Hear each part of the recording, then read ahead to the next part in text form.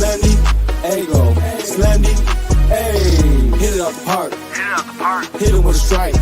From the national anthem to the bottom of the ninth. I've been Slendy, Ego, Slendy, Ego, Slendy, Ego, Slendy, hey. You already know what's up.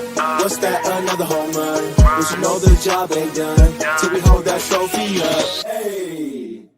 What's up, everybody? Welcome to episode 428 of the Talking Friars podcast and YouTube show. Ben Fadden with you here. The Padres, they just dropped a series to the Phillies, lost 3 out of 4 in a series that they should have won. They should have won 3 out of 4. Instead, they lose 3 out of 4. And time keeps ticking off the clock. This Padres team keeps digging that hole deeper. When they look like they're starting to dig out of the hole and come back up to sea level, they go right back down. And how can you think that this team is supposed to be or deserves to be a buyer at the deadline? What about this team has shown you that they deserve to have AJ Preller go get additional help for this team? Are there struggles with this team? Yes, but that doesn't mean that the Padres should go try to fix those struggles when the guys that are on this team right now aren't doing the job, and they have not proven that they can do the job. That's where we start this show. Again, welcome on in, episode 428 of Talking Friars. Ben Fadden with you here. Just a reminder, as wait for some people to get in this live stream, use that code Talking Friars for $20 off your first SeatGeek order there with that code. And you can click the link in the description for great breaking tea, Padres, Wave, Aztecs, shirts, and sweatshirts. And I'll tell you more about Gaglione Bros and Underdog Fantasy in a little bit. But yeah, 3 out of 4 that they lose. They win game 1 of this series. Was a great win right out of the All-Star break. Couldn't have really gone better. I know Luis Garcia wasn't great, but overall, it was a good win. Then Saturday, looks like it was going to be a good win. Had a 3-0 lead at one point. Then they end up losing that game. And then game 2 of that doubleheader on Saturday, Ryan Weathers was on the mound. I didn't have super high expectations going into that game. I thought game 1 was the game that the Padres should have won, and that's the game that you're pissed off about. That's the game I'm still pissed off about. And today, Padres, guess what? They had a lead again, not just one. They had multiple leads, just like they had multiple leads in game 1 of the doubleheader on Saturday, and they can't finish the job. They were 1 out away. Josh Hader was 1 out away from getting a win there. The guys battled back. Nando was not in the starting lineup today, but he ends up coming up big as a pinch hitter, driving in a couple runs to, I believe, tie the game. And Soto has a sac fly, brings in a run. Padres have a lead. There's 2 outs. And Bryce Harper ends up haunting the Padres again. Obviously, we know the Robert Suarez home run. Guess what? I know, this just came to my mind. The Robert Suarez home run, obviously. But a lot of people, in hindsight, were like, why was Josh Hader not pitching in that game, in that spot, left on left to face Bryce Harper? Well, guess what? Hader was in the game in that spot, and he still gave up the hit. So I know this isn't about this series, but going back to last year in the NLCS, it's not a guarantee that Hader would have gotten Bryce Harper out in that spot. Frustrating that he never appeared in Philadelphia, but it's not a guarantee that Hader would have gotten him out. So again, I still think Suarez was the fine move by Bob Melvin again, but that's visiting last year. And we're talking about this year. And this year's team is not going anywhere if this is the way that they're going to continue playing. And I keep saying that this team's not a postseason team. They're not going anywhere if, right? I'm trying to be nice by adding on the if they keep playing like this. Because if they can change it around, then they can go somewhere. But it's really hard for me to still sit here and say, if they keep playing like this, like trying to give them like the benefit of the doubt. Like, this team has the talent. Hopefully they don't keep playing like this and they'll turn around and they'll go be a postseason team. But whenever they go on these little runs or they have a good homestand, right? I think they went 5-1 before the All-Star break. They're just tricking you. That's not them being a good baseball team. That's just them playing a couple good series and then us having our hopes up, I guess, some of us during the All-Star break. Oh, maybe they can keep playing like this against Philly. Game 1, have a good game, offense comes through, they win 8-3, right? And it's like, nope, that's not the real Padres right now. That's actually just tricking us. Good end before the All-Star break, good start, and then this is what happens. The final 3 games they lose. 2 of those 3, they should have definitely won those games, I think. So let's see what some Padres fans think.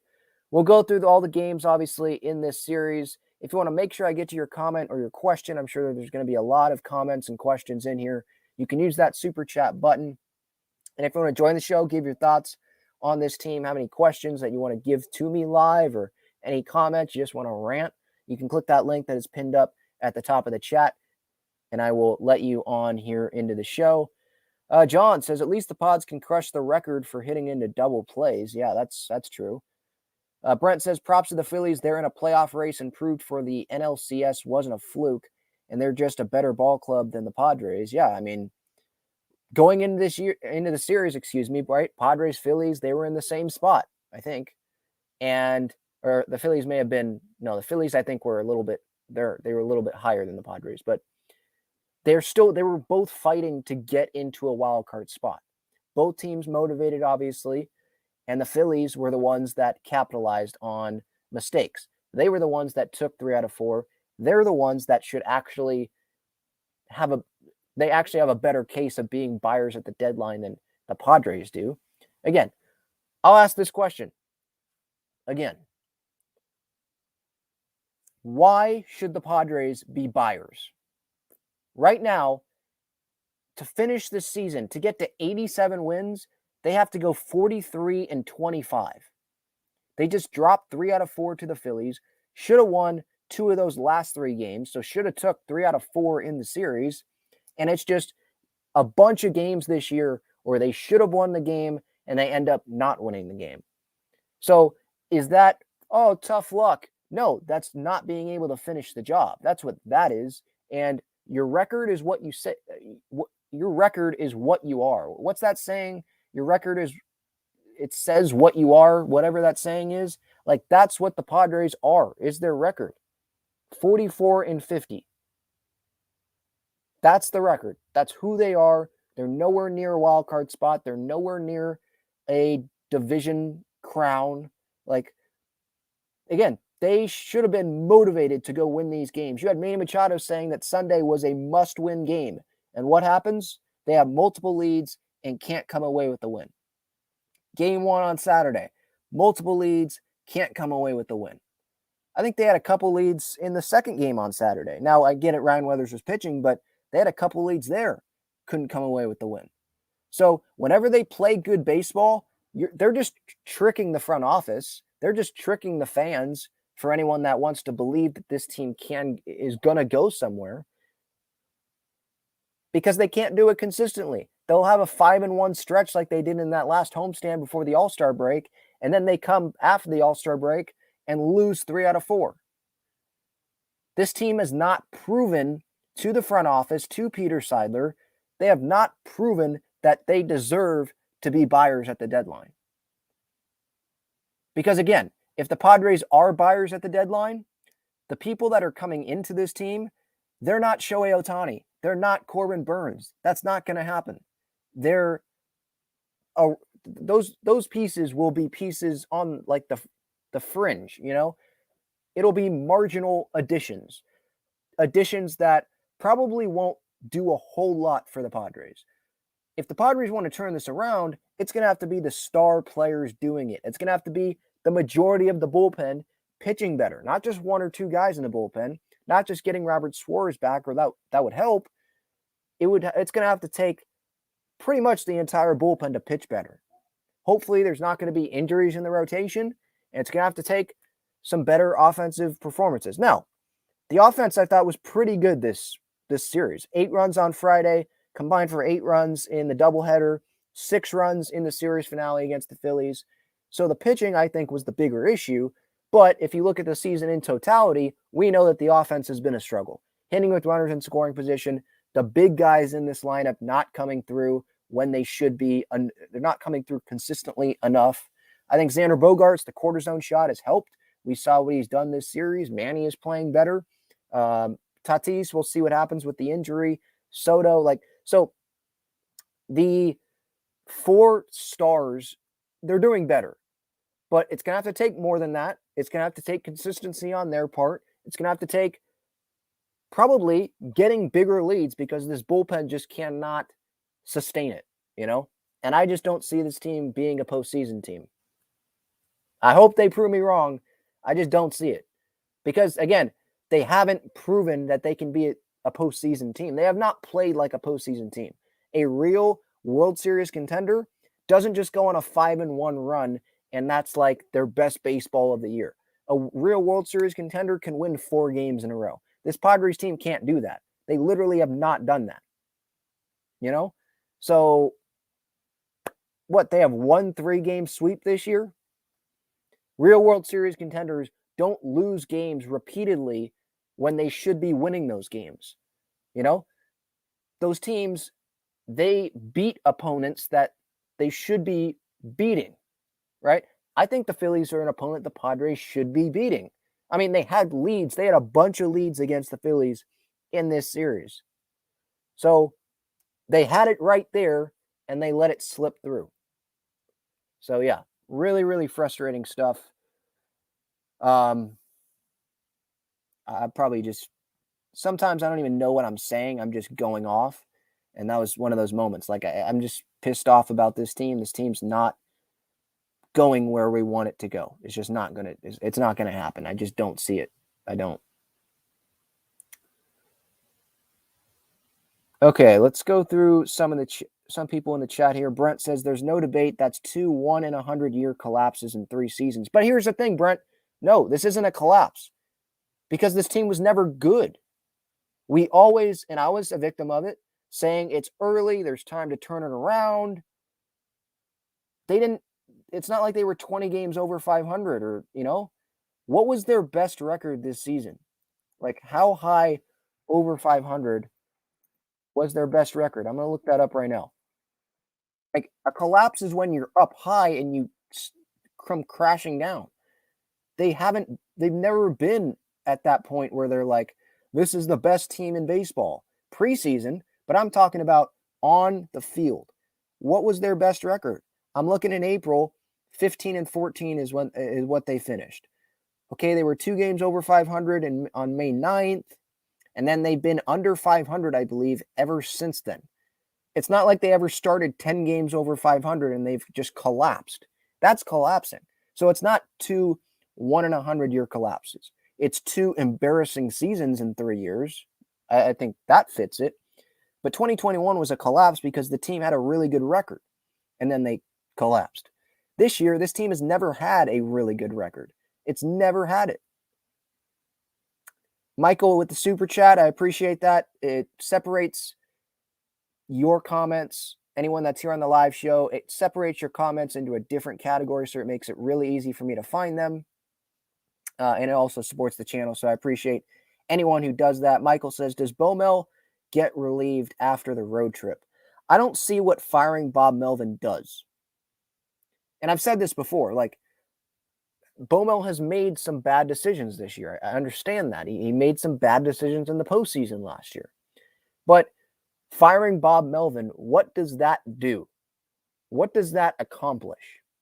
Tells the fan base that you're trying to change things up, make a change. But who's going to take over for him? Ryan Christensen or Mike Schilt? They're going to make this team all of a sudden start playing 600 baseball. They're going to make this team go 43-25 the rest of the way so they can just get to 87 wins. No, it's at the end of the day, it's on the players. It's on these relievers. It's on the offense to be consistent. It's on the rotation, And Lugo today, for example, I don't think he pitched good enough. I think the bullpen's the bigger issue, but I'm just saying, like, it's on the players to be better. So Bob Melvin, yeah, he's made mistakes, but again, what does firing Bob Melvin accomplish? What does that accomplish? That's going to make this team flip the switch and start playing like Atlanta Braves level baseball? No, it's not. It's not. So I don't, Michael, to answer your question, I don't think Bob Melvin gets relieved of his duties after the road trip. I don't see him going anywhere this season. I mean, he might retire at the end of the year. Like, I'm done with this crap. I don't want to deal with this again. No Name says, buying at this, very generous super chat, by the way. Thank you so much. Buying at this point would be a fireable offense. Too many holes with this team. They need to do the responsible thing and stock up for 2024 at DH, outfield, relievers, and younger starting pitching. Yeah, I agree. Buying on the margin, because I don't see them. If they do buy, I don't see this Padres team going out and getting Shohei Ohtani. So if they do buy, it's going to be smaller moves, and those smaller moves, you're still going to have to give up something in those deals. And do those smaller moves make you play 600 baseball the rest of the way? I don't think so. If you get a couple relievers, that could help you win a few more games, but that's going to make you win 20 more games. That's going to make you win 10 more games. I'm not so sure about that, So I think the Padres, if they continue playing like this, and there's no reason to believe that they're going to stop playing like this and start playing amazing baseball through the deadline. Again, it's up, they give you the hope and then they crush you, So yeah, if they keep playing like this, they need to sell. Buying will set the organization back. That's what that does. You literally have arguably the two most desirable pitchers, if they were made available, Blake Snell and Josh Hader. This season's going nowhere. Right now, the way this team is playing, all signs are pointing to no postseason appearance. So do you want to improve your chances at winning next year and into the future? Or do you want to stay firm and still have these guys on the team not make the postseason? Maybe they barely miss out on the postseason and you still have these players, and guess what? Now they walk and you don't get anything for them. There are teams that are going to give you a good amount for Blake Snell. There are teams that will give you a good amount of stuff back for Josh Hader. Like, those two guys can be difference makers on a team that's actually good. So, yeah, they need to be selling. Buying at this point would make no sense. I agree with that super chat. It would not make sense. Yeah, Change-O Surfo in the comments says, it's still early, plenty of baseball left, as he's saying, this is what people like myself were saying early in the year. Yes, that's exactly what we were saying early in the year, because we were fooled. I think some fans were fooled, including myself, believing in this team because the talent was there on paper. Going into the year, Fan Fest, the expectations, you have MLB experts picking the Padres to go to the World Series. And it's like, yep, it's early. It's going to happen. They'll turn it around. Keep the faith. Keep the faith. And now we're sitting here July 16th, and this Padres team got 2 games worse. They, because obviously Phillies took 3, Padres took 1 in this series. They're now 8 games back of a wild card spot. I don't even know in the division because I frankly don't care, because that's not going to happen. Yeah. And so now the Phillies 51-42. Cincinnati's 50-44, and those teams aren't even in a playoff spot right now. In those teams, Cincinnati, 2 games back of a playoff spot, they have the opposite record of the Padres in a good way. 50-44 for them, and the Padres 44-50.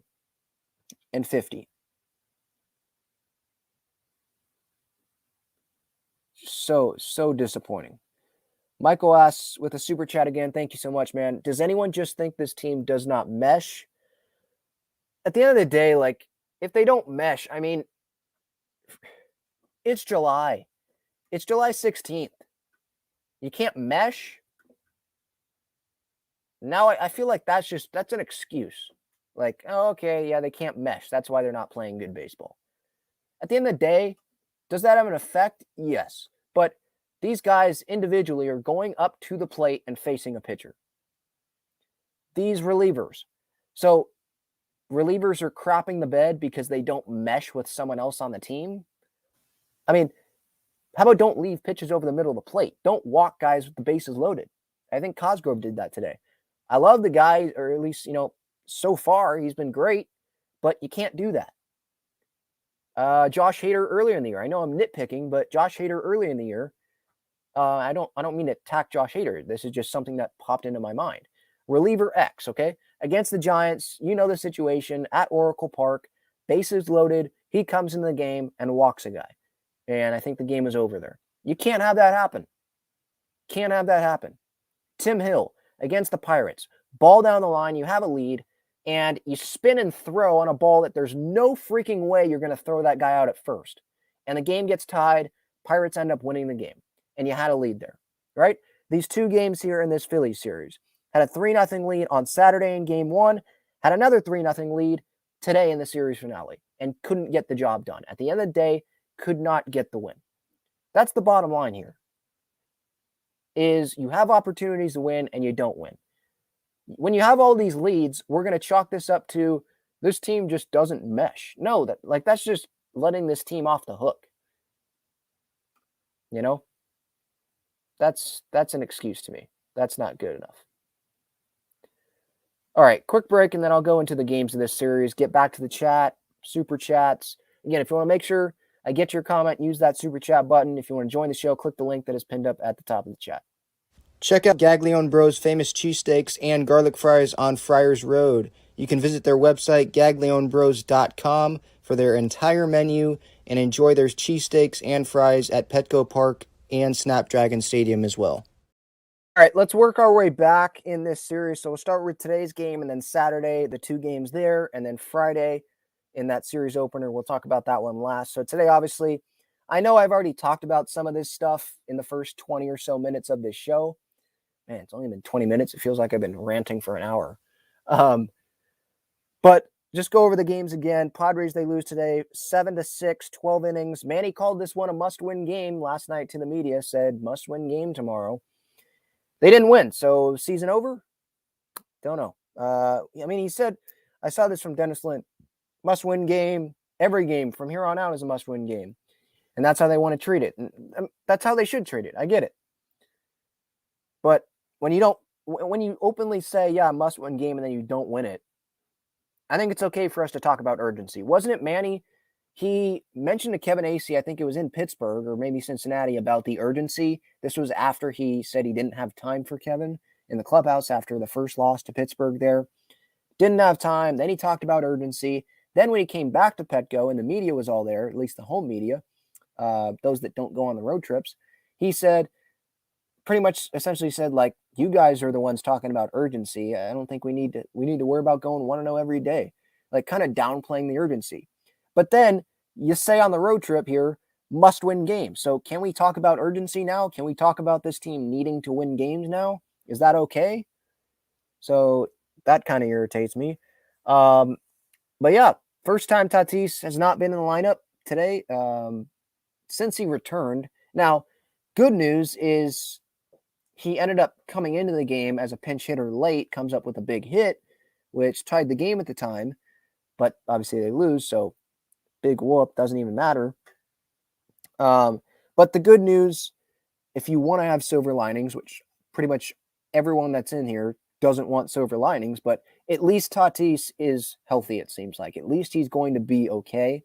And this isn't like something where the Padres, we know this, right? As Padres fans, they say, oh, precautionary, day-to-day, not a big deal. And then, next thing you know, the guy's on the IL, right? This Michael Wacha thing is another example. Wasn't he supposed to return during the Philadelphia series here, at least when he first got on the IL? Then they pushed it back to, I think, the Toronto series. Now they're pushing it back to maybe the Detroit series. The guy hasn't even thrown yet. I swear I saw that from Dennis Lin earlier today, that he hasn't even been throwing. He needs a couple more bullpens still. I mean, so there's an example there. It's like they're just dragging it on. It's worse than what it seems like. Yeah, Dennis Lin says, Michael Wacha said he hasn't started playing catch yet. He hopes to start in Toronto or Detroit. Still no timetable on his return. So he hopes to start throwing in Toronto or Detroit, not start a ball game. So it's like some of these things with the Padres, it's just maybe they're not lying to us because that's all they know. But I mean, when you look back at it in hindsight, it's like, well, this timetable was BS because look at what's happening here with this injury, you know? But getting back to Tatis, like, thank goodness that he's healthy because he has been he's the best player on the team. At least that's my opinion. He's the best player on the team. And the Padres, they need him if they want to make this magical run. I don't see them going 43-25, and that might not even be good enough. 87 wins might not even be good enough. But I don't see them doing that the rest of the year. But you always want Tatis in there, obviously, for that slim chance that they can do it, right? Or if there is a slim chance that they can do it, this is how I should probably say it. Tatis is going to have to be healthy. He's going to have to be an important part to that, you would imagine, right? So, yeah, today, I mean, it was a wild game. It was obviously delayed, 3 hours? I was working pretty much all day, and I was like, oh, okay, so game is supposed to start at 10:30, hasn't started yet. When did it start? Like 1:30, 2 o'clock, something like that? And, yeah, and then it ended up going into extra innings, so good thing the Padres have a day off tomorrow before the Toronto series. 3-0 lead, couple home runs, Kim, bogey, like great. But it was kind of like game one of the Saturday doubleheader. 3-0 lead, and you let it slip away. And, you know, Lugo, this one wasn't on the bullpen as much. It still was a little bit, but it wasn't on it as much. Like, Lugo should have been better. You have a 3-0 lead, right? Team gives you that. Then the fifth, you give up a home run to Bryson Stott. You give up a home run to Kyle Schwarber in the bottom of the sixth. Then you give up a double to JT Realmuto. Trey Turner scores. Bryce Harper scores. Just, you know, you walk the bases, or there's bases loaded, and you walk a guy, Drew Ellis. That brings in a run. So just giving up free passes, leaving balls over the middle of the plate. When you're given a lead like that, I get it. Maybe the mentality is, okay, I can relax a little bit. I don't have to be perfect. But, I mean, you kind of do have to be perfect with the bullpen. And you have a 3-0 lead. Like, you don't know how much bigger the lead's going to get. They set you up to go win the game. And you ended up leaving the game, right? Or I don't know if, was that Lugo that, I don't think that was Lugo that walked Ellis. My bad. I'm just looking at this from MLB.com. But that made it 5-3. Like, the free passes is obviously irritating. And Lugo's final line here, he ends up going 5 1/3, 7 hits allowed. Didn't walk anyone, but gave up 2 long balls. And then it was Cosgrove, my bad. Yeah, Cosgrove, inning in 2/3, walks 2 guys, walks a guy in with the bases loaded, punched out 4. But, I mean, that kind of gets canceled out by, you know, the performance that he had, the couple walks, right? And then Nick comes in, doesn't give up any earned runs. Hader comes in. You have a lead. Like, I give props to the Padres offense for coming back, you know? They were down by a couple runs. Nando comes in, gets the hit, brings in a couple, ties it up at 5. It was in the 8th inning. Manny scored, Kim scored.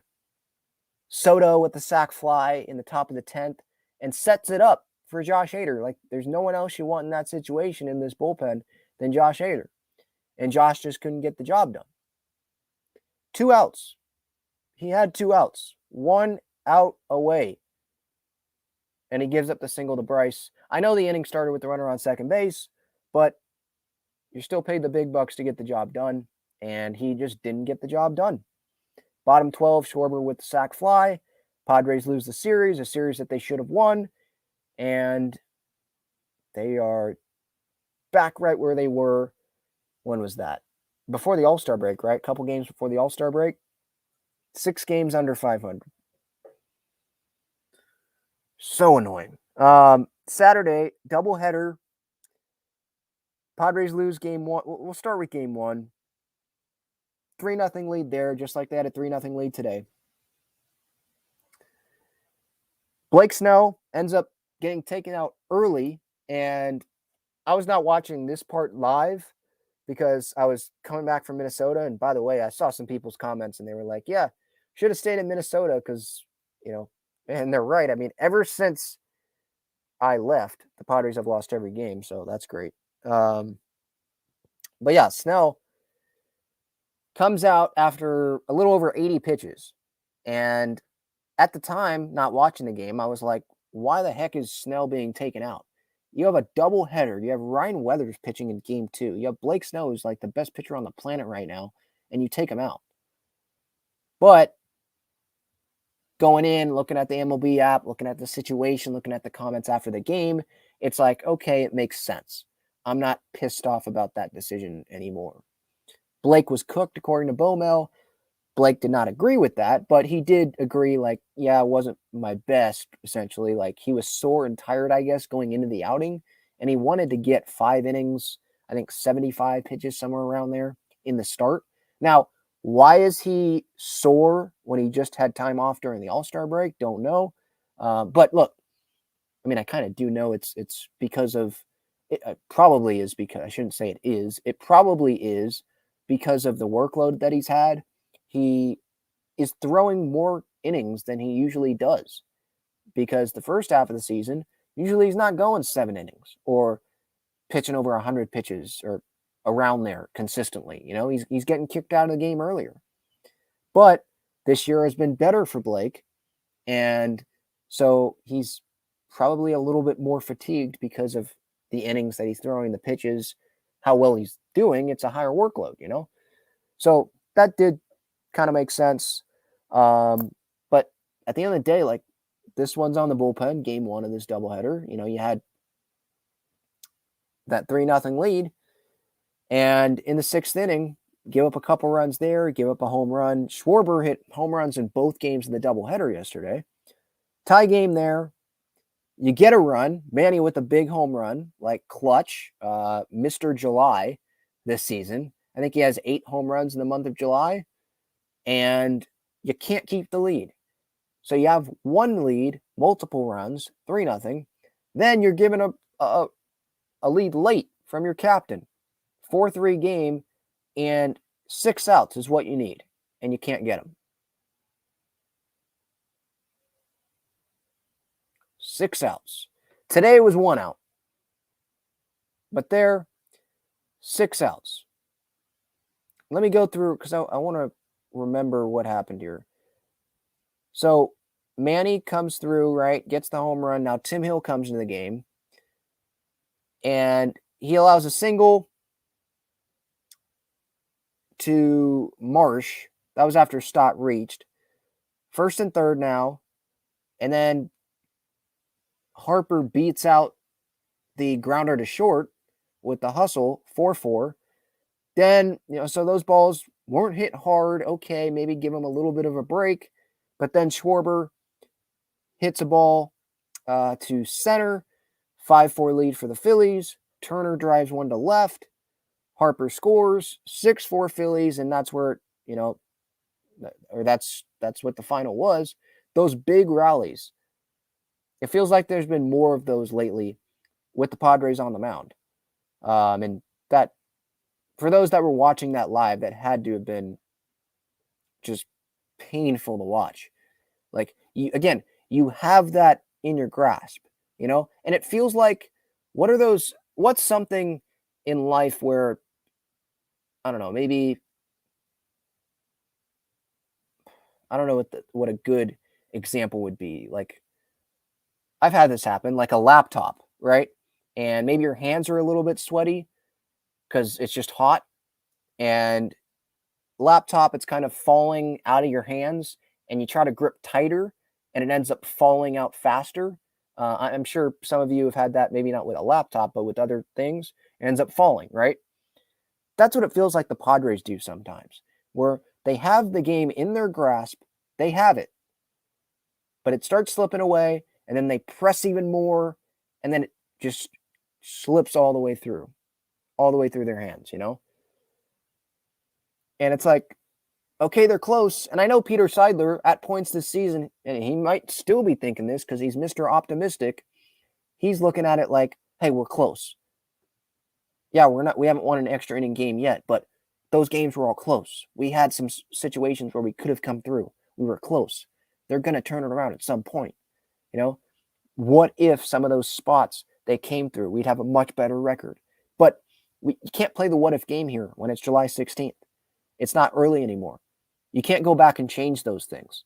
The record is what the record is. This team is what their record is. It's not fooling anyone. They're a bad baseball team right now. There are some parts that are encouraging, but they're 44-50. You're not a good baseball team when you're 44-50. And I think I've said this in the past. I know Jim Russell said this in the past. He likes saying this too.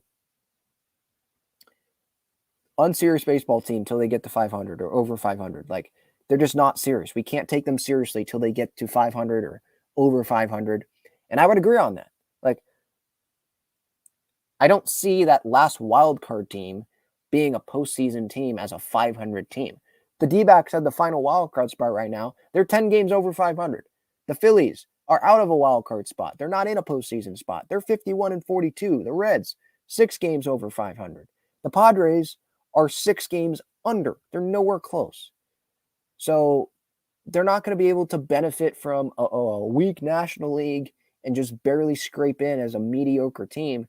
They're going to have to play a lot better baseball down the stretch, and I just don't see that happening. There's no signs that are telling me that's happening.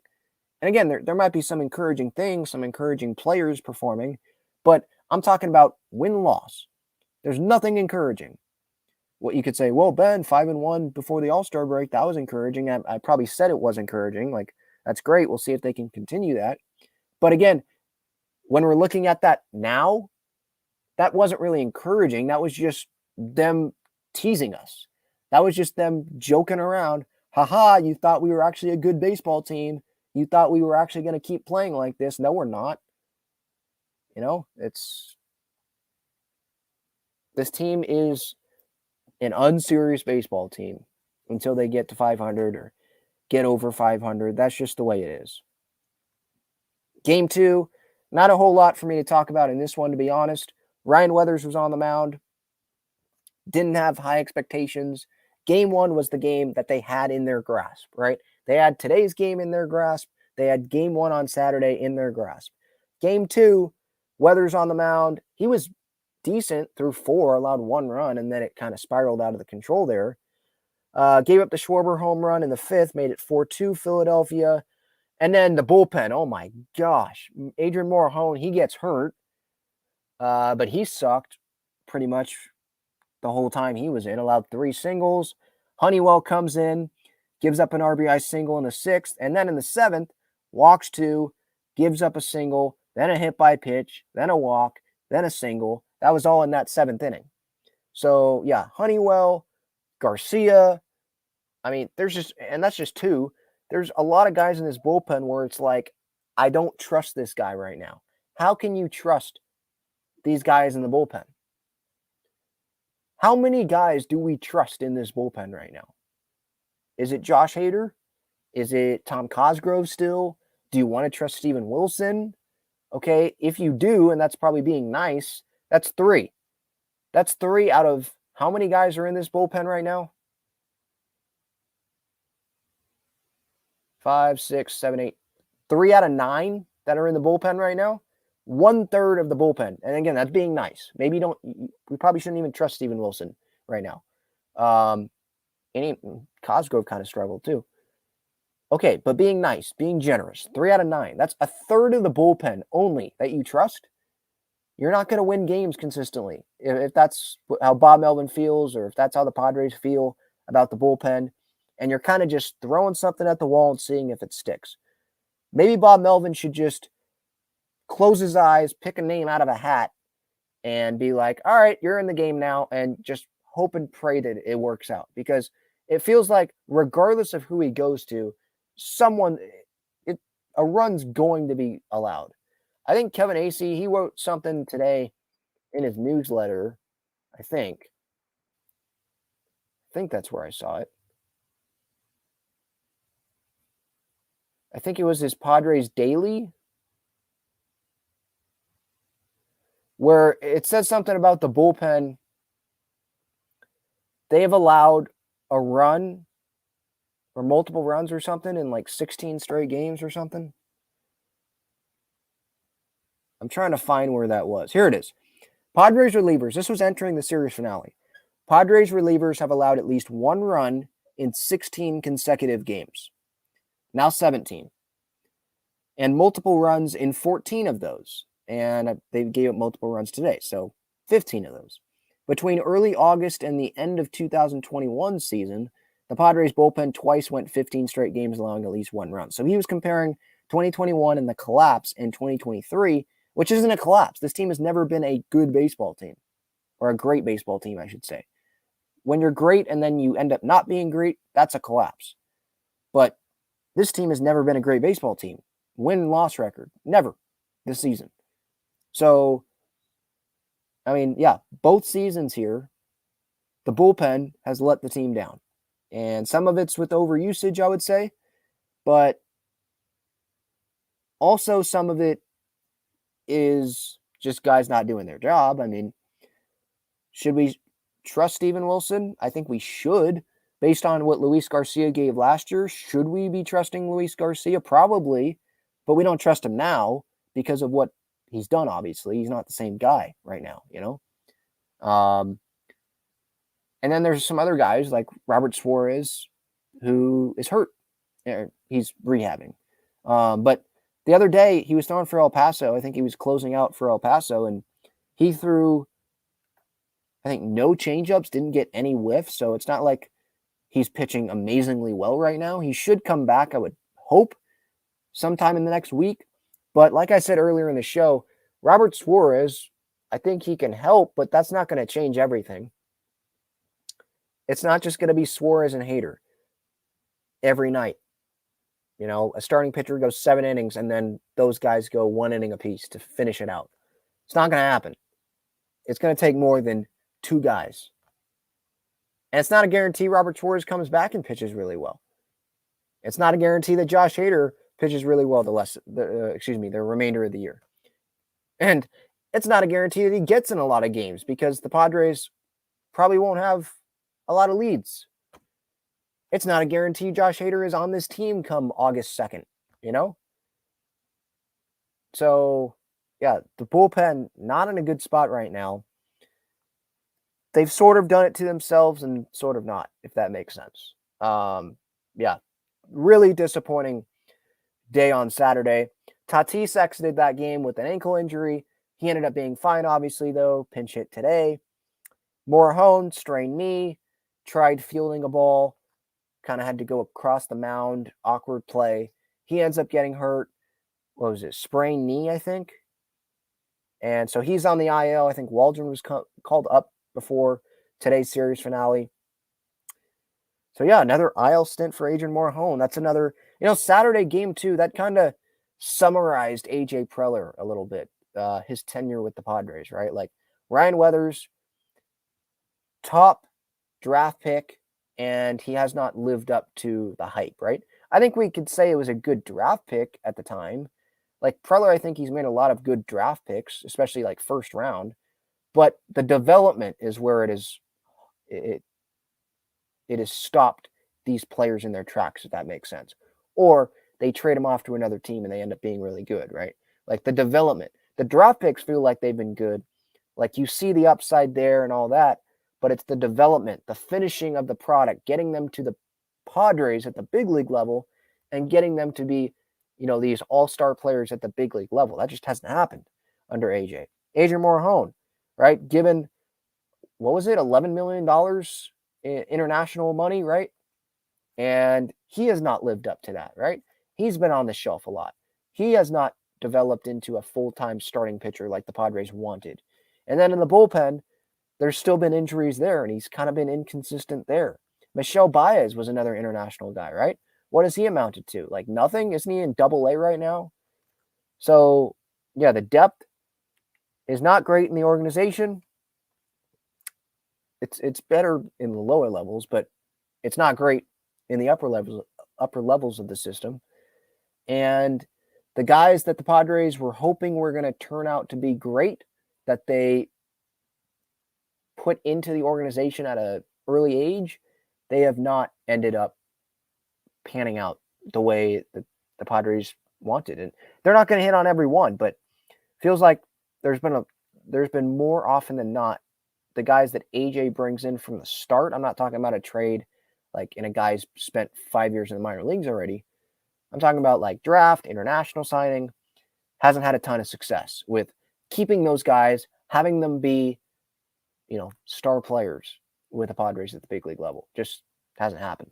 Friday, it's a good win. Probably on Friday, I wanted to talk about this game more today. And I would have, if the Padres would have been able to build on that, they would have been able to win the series. That's not what happened, though, obviously. They win 8-3. Great. Darvish pitches well. Tatis, Manny, Gary, Soto, all homer. Hader comes in for the save. Great. Most of the relievers, not including Luis Garcia, pitch well. Good win. Right? But, like I said earlier, they're just teasing us. That was just a tease. Just tricking us. 5-1 before the All-Star break? Great. Maybe they're getting it going. But they didn't. Win game 1 post All-Star break? Great. Okay. Starting to change things. Starting to play better. Then they lose 3 games in a row. It's been the roller coaster all year long. Up, down, up, down. There's been more downs than ups, obviously. The team's under 500. But that's what it's been. It's been a season of inconsistency, a season of disappointment, a season of teasing, some good moments, and then not being able to continue having those good moments consistently. Petco Park sold out, just going to be flat. Not going to show up. Not going to consistently win for the fans. Fans probably feeling like they've wasted a ton of money because this team has not ended up making that money be worth it, So it's been frustrating. Don't really feel like talking about Friday's game a whole lot because why should we? It was just a tease. Just a tease. They acquired Ben Gamel from Tampa before Friday's game. I guess they acquired him on Thursday, according to the Padres transaction page, but it didn't get put out into the media, I guess, until Friday. And so that's a depth outfield minor leaguer, but that's not a game changer. That's not Juan Soto that they go acquire. They gave Tampa cash considerations, and Tampa's probably going to go use that on some no-name dude in free agency next year, and that guy's going to turn into the next Yandy Diaz, That's just what they do, and that's just what the Padres don't do. It's what it feels like, for the most part. Where was I going to go with the Ben Gamel stuff? I was going to go nowhere because who really cares about Ben Gamel right now? Okay, I'm going to get to a break and then have some more thoughts. We'll go to the chat. We'll hear from Bob Melvin after today's game as well. I want to tell you about the best and easiest way to play fantasy sports. It's Underdog Fantasy. They have great pick'em games and best ball tournaments. In pickup games, just pick higher or lower on 2 to 5 players' stats, and you can win up to 20 times your money in a single night. You can go cross-team, cross-league, and even cross-sport. Best ball revolves around the draft, which is what every fan loves the most about fantasy, and it eliminates the hassle of having to manage your roster all season long, resulting in a fun and easy fantasy product. How does it work exactly? You enter a contest where you participate in a snake draft against other users. That lineup that you drafted competes against every other draft in the entire contest. The better the combined performance of your team, the more money you win. After your lineup is all played, Underdog will take the best performing players and automatically set them as your starting lineup. That's it. No waivers, no trades, no worrying about who to start or sit. After you complete your draft, your part is done. Underdog Fantasy offers best ball in a variety of ways, including daily contests, weekly contests, playoff contests, and season-long contests.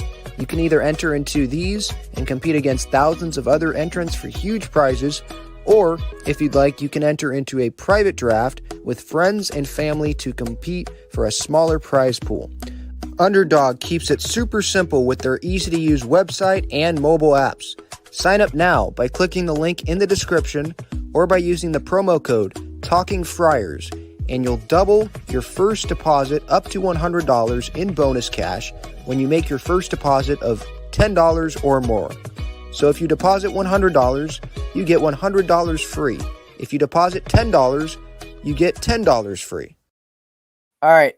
Just want to let you guys know in the chat, I see over 200 comments in there. So I'm not going to be able to get to every comment, or if I do, I'll be here for a while. So I will get to those super chats. So if you want to make sure I get to your comment or your question, use that super chat button. Just want to put that out there again. If you want to join the show, you can click that link that is pinned up at the top of the chat.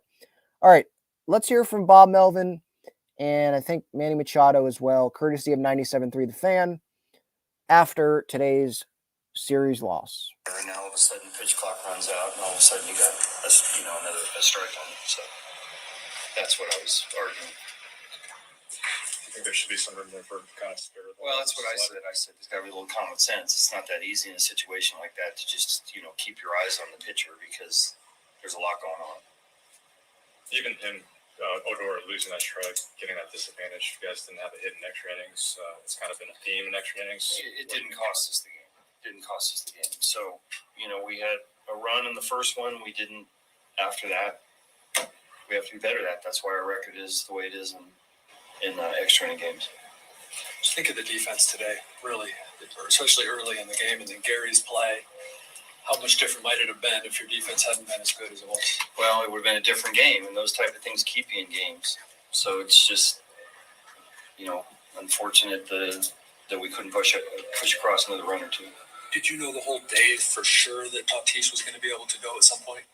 Yeah, I was going to be late, but trying to get the right situation for him. Did you know they weren't going to bring in the righty because he wasn't ready at that point? Or It wouldn't have mattered. But there was no way he was going to be ready for that.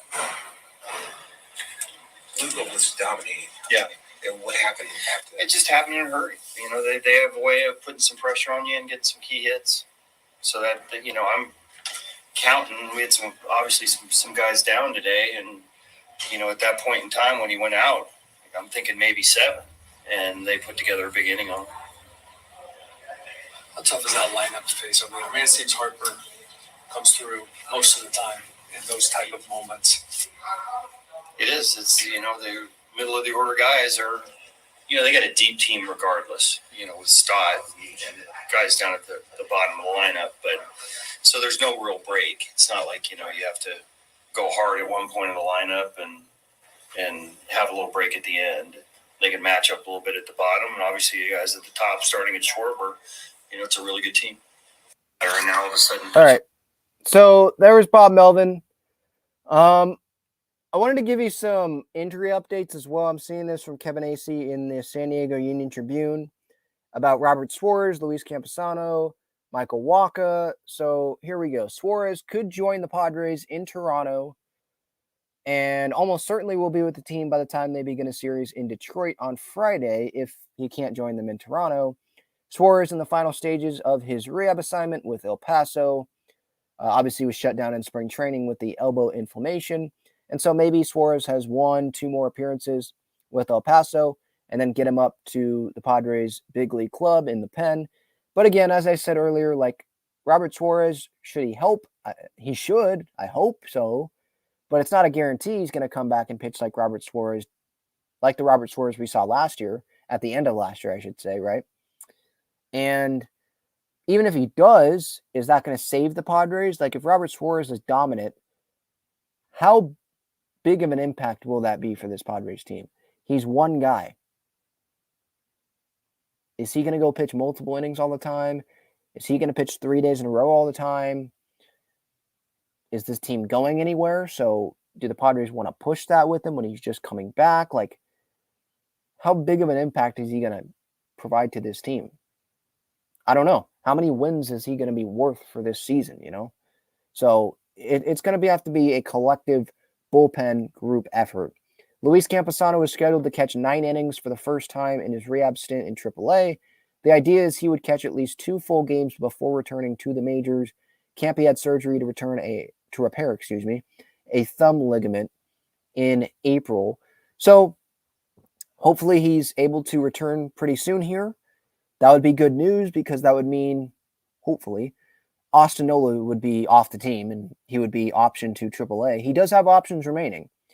And, I mean, I guess there's a chance that it could be Gary and they just keep Nola because Gary has not continued hitting well or as well as he did obviously at the beginning, but we knew that was not going to continue his whole Padres tenure. Like he was going to, have a OPS north of 1,000 and all that. Like it wasn't 6 home runs, I think, in his first 13 games, whatever it was.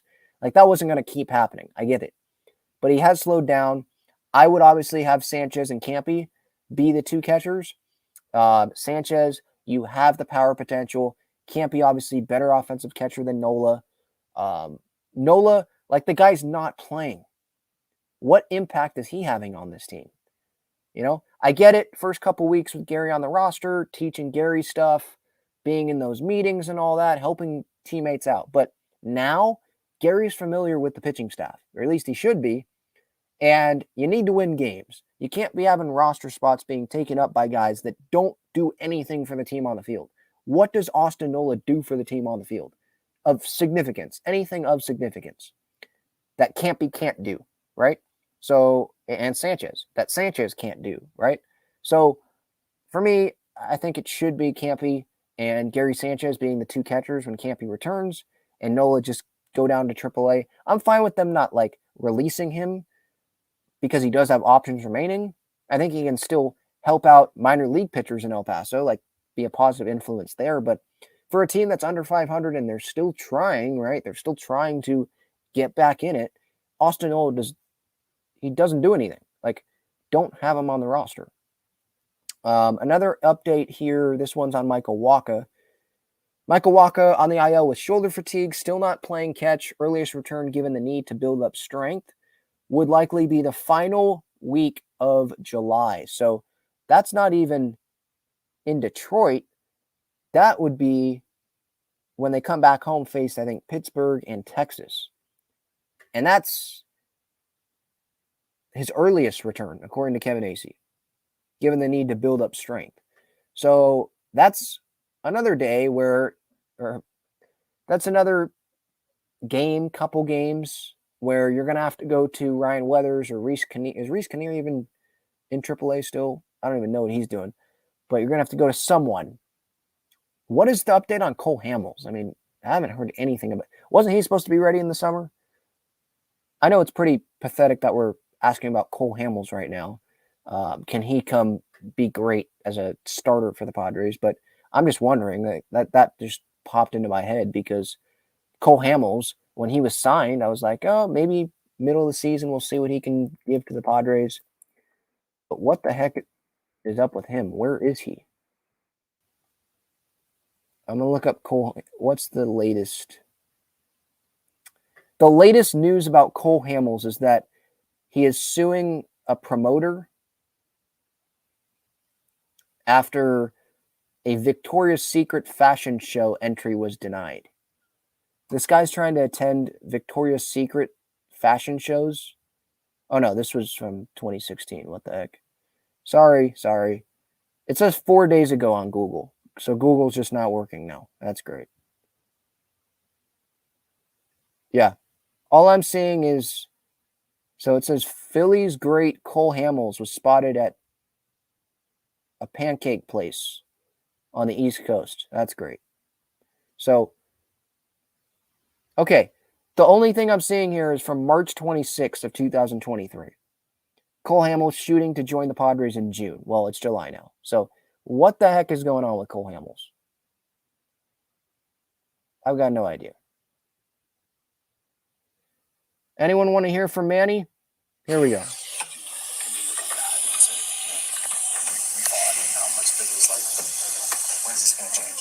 Yeah, I mean, keep doing that.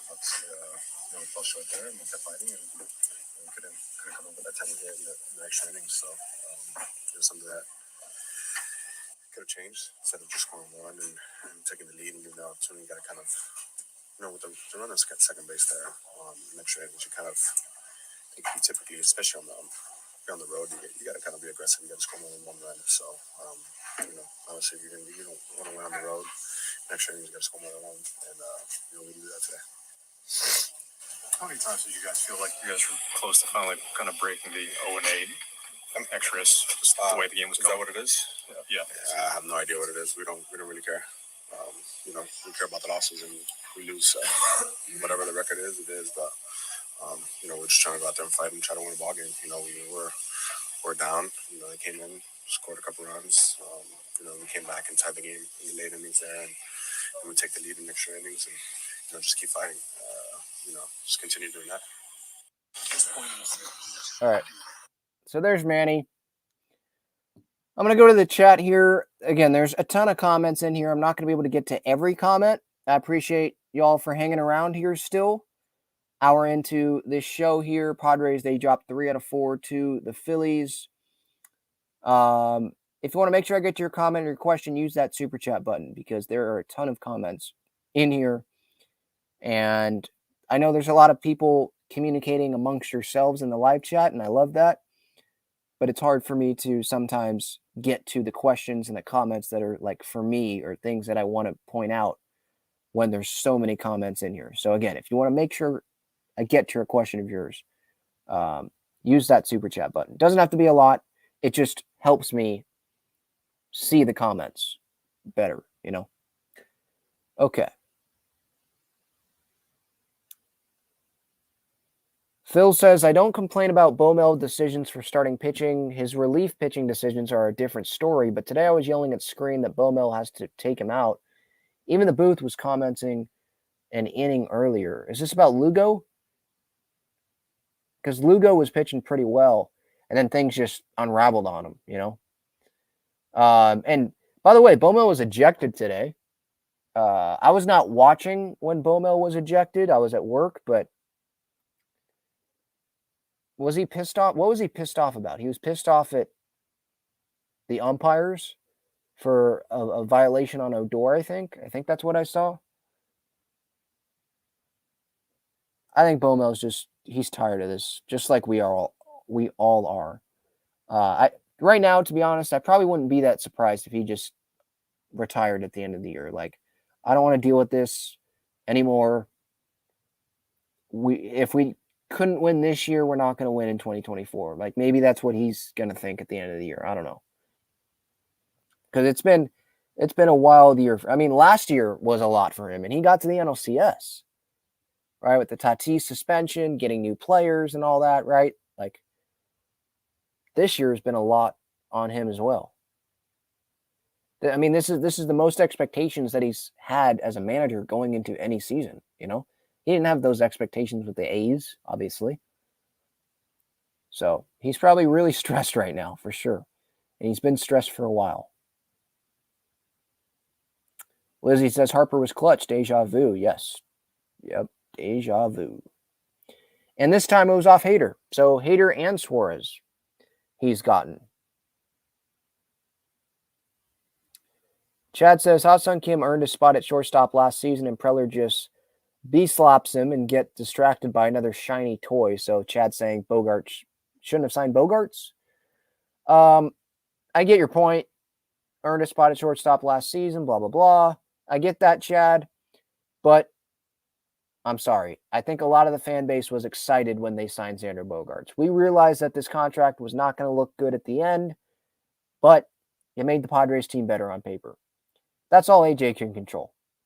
He can't control if Xander Bogaerts sucks for the rest of the first half of the season after getting hit by a pitch, or at least sucks for his standards is what I mean by that.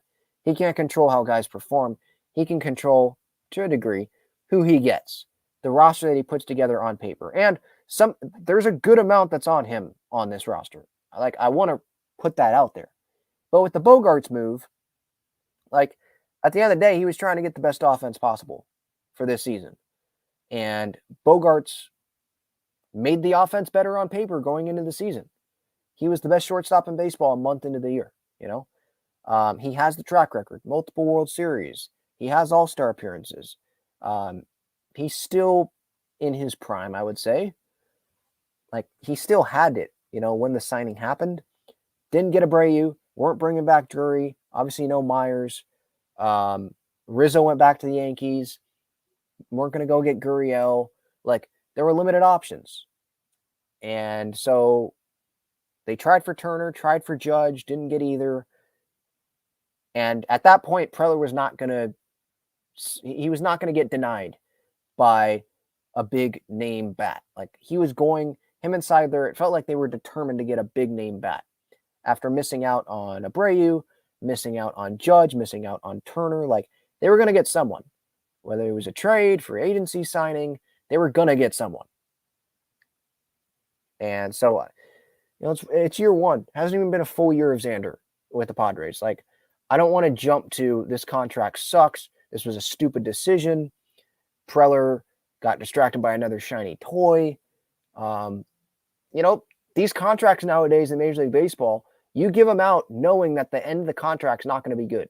And you're just hoping that the first years of that contract, the prime years, are going to be great. And if you win, you'll be fine with paying 40-year-old Xander Bogaerts $20 million or however much he's going to get paid a year at the end of the deal, you know? You'll be fine paying Manny however much he's making at the end of the deal, right? You'll be fine with it because they won.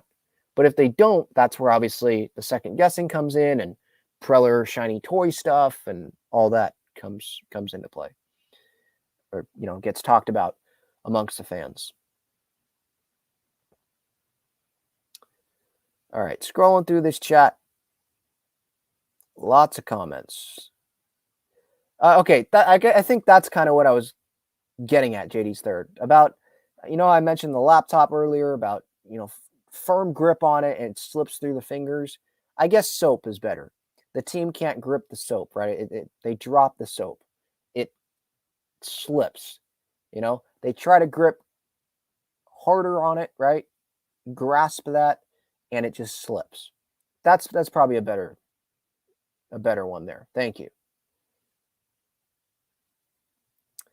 Lizzie says this team needs a fiery manager.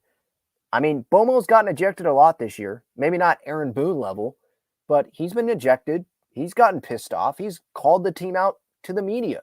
Like, I don't think the fiery manager, what? Ozzie Guillen, is that who you want? Another Tommy Lasorda in here? Or, like, what do you want? Bobby Cox?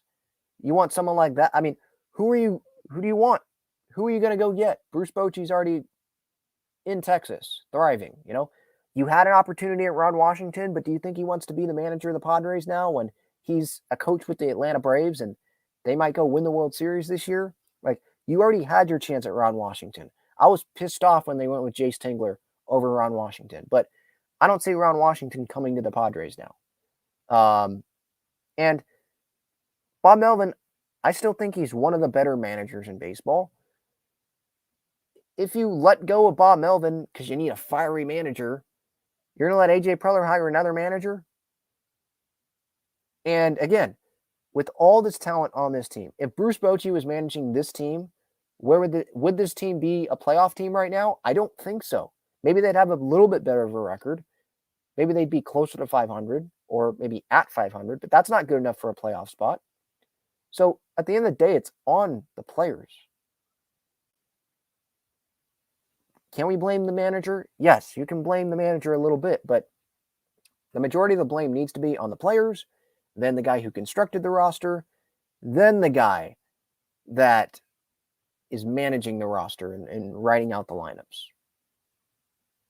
in my opinion. Steven says, imagine if we got Carlos Correa or Dansby Swanson. Well, Correa's not doing that great right now, or at least in totality this season. But Dansby, like I talked about that, I think on one of the shows in Minnesota, while I was in Minnesota this past week. Like, I would have liked Dansby. I'm a big Dansby fan. It would have been less money than Bogaerts. He plays every day. Bogaerts does too. He's someone that he's a winner. I think I look at Bogaerts like that as well, but Dansby would have been cheaper.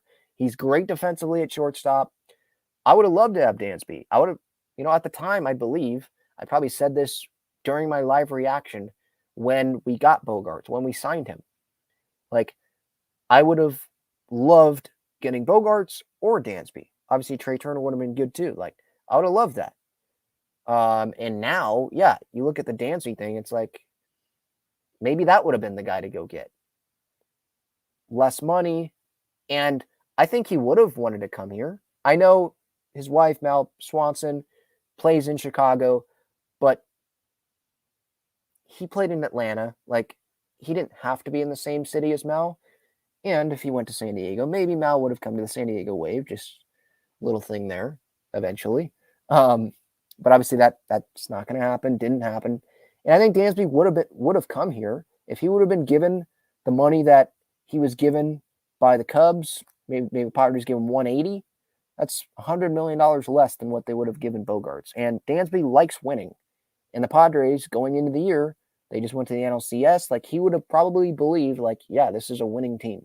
Better shot than the Cubs to win, in my prime here, next few years. So I think he would have signed with the Padres. But the Padres, they wanted to go with Xander long-term over Dansby, shorter term, less money. I forget, because I don't want to, because I know some people like to do this where in hindsight, obviously it's easy and they're going to sit there and be like, yeah, I knew they should have went and got Dansby, but what did you really say at the time, So to be honest, like I don't remember if I said that the Dansby signing would have been better for the Padres over Bogaerts. Maybe I did, and I said, but I'm still happy with Bogaerts. Because I know I was pumped up about Bogaerts. So I'm not going to sit here and say terrible contract, dumb decision by AJ. It's less than a season in. I think that makes you look it's stupid, I think, for anyone that's going to sit there and bash the Bogaerts contract less than a year in when you loved it when the signing happened.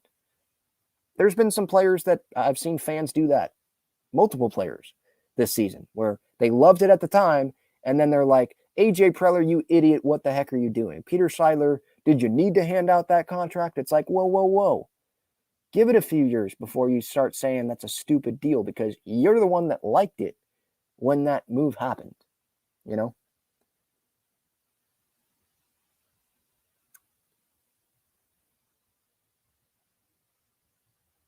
I'm just going through the chat here.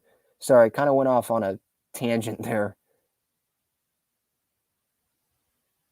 Okay, super chat here from Justin. Thank you so much, man. I appreciate it. And again, makes it easy for me to see any comments, any questions here. Trade deadline coming up. What do the Padres do? Again, what do the Padres do at the deadline? I think they need to sell. The way this team is playing, they don't deserve to get more talent to come in around them. They don't deserve it. They have not played winning baseball consistently ever this season. I'm not counting a 5-1 stretch. That's teasing Padres fans. Oh, playing better baseball, going into the All-Star break, but then they lose 3 out of 4 to the Phillies. I don't think they've won 4 games in a row this year. They have like 1 3-game sweep at home. It's not a good baseball team. Their record is what they are. They're under 500. They're not a good baseball team. They're not a serious baseball team. This team, they have a golden opportunity to improve their chances of winning for next year. Right now, it doesn't feel like they're going anywhere. Doesn't feel like they're going to be a postseason team. So do you want to waste Josh Hader and Blake Snell on this team? Or do you want to go capitalize on them being probably the most attractive trade candidates out there for buyers, because it's only 1 year of control, not as much prospect capital that you have to give up? You can get something big for Blake Snell. You can get something big for Josh Hader. I'm not saying a Juan Soto trade package, but you can get top talent for those guys, even for just half a season for them, or less than half a season. Like, they should be selling. What should this team do at the deadline? I would think about selling Hader. I would think about selling Snell and some other free agents that are coming up at the end of the year. I would think about it. I would listen if you can't get an extension done. If Juan Soto's not interested in an extension, I'm not saying you trade Juan Soto. I'm saying you listen. You don't immediately shut off the phone. You don't immediately hang up when someone calls about Juan Soto. Same thing with Ha-Sung Kim. 1 more year of control after this year, you listen. If they're not under long-term control or they're not willing to have discussions about those long-term contracts, you have to listen on those players. Because that sets up your franchise in a better spot for 2024 and beyond. Because this season, the way it's going, it will be a waste of a year. It's a failure of a season.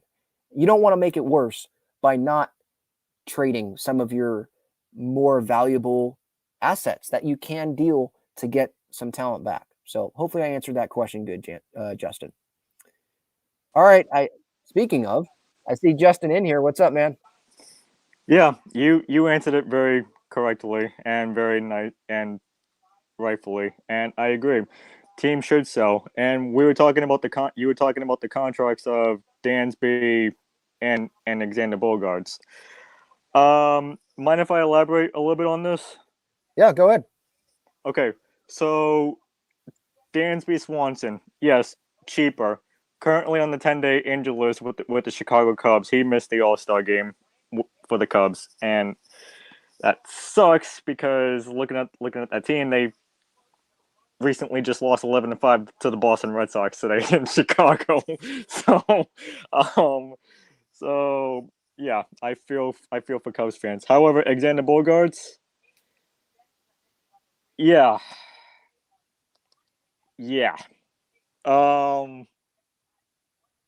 I love Alexander. Trust me.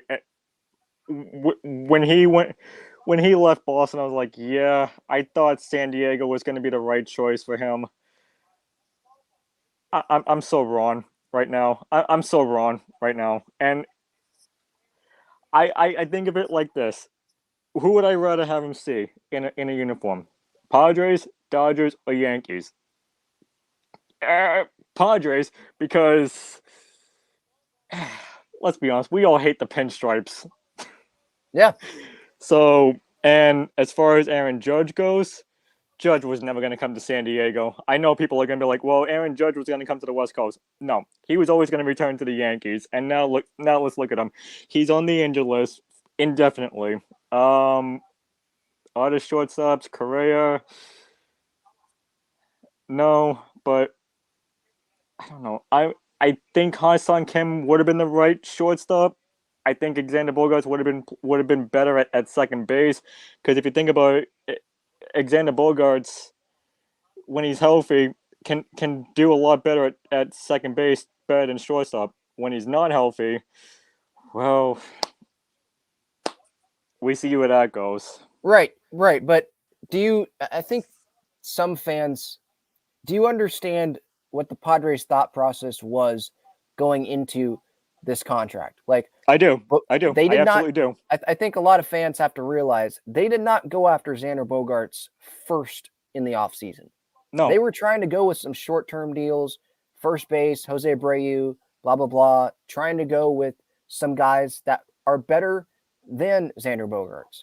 But they're going all in. They just made it to the NLCS. They didn't know that this was going to happen. So they're trying to go all in. And like I said earlier, like, you know that the Bogaerts contract, you know that the Machado contract at the end, it's probably not going to look great. I'm not talking about like the contract as a whole, but like the later years, it's probably not going to look great. But that's just the way it is in baseball now. You have to pay them the long-term contracts for the more total money. The Padres, they try to lower their AAV. You have to give them the long deals, and you're just hoping that the first years of the deal, the prime years, they're going to work out. And so, again, I'm still don't want to give up on this Xander Bogaerts contract because, okay, so he's underperformed in year one of the deal, and he's part of the reason why the Padres are under 500, and it's the most disappointing season in franchise history. You know, like, there's still time on this deal. He's still a talented player. Now, is the contract the best contract? No, I think we all said that at the time. We realized it. $280 for Xander. That's a lot. That's an overpay. Especially on an 11-year contract. Right. But when you're trying to win, You're trying to go all in. You're trying to create the best lineup possible for 2024 after just making it to the NLCS in 2023. You've never won a World Series before. I think the fan base at the time respected what Peter Seidler was doing. And so I think now's not the time to go bashing these contracts when it's less than 1 year in. Eric Hosmer, in 2021, bash that deal. Yeah, go do it. There's a large sample size there. But with Xander Bogaerts, it's not a large sample size here with the Padres. Yeah. Can I ask you a question, though? Yeah. Actually, it's a two-part question. One, do you think Xander Bogaerts will finally play up to an all-star level in 2024? And two,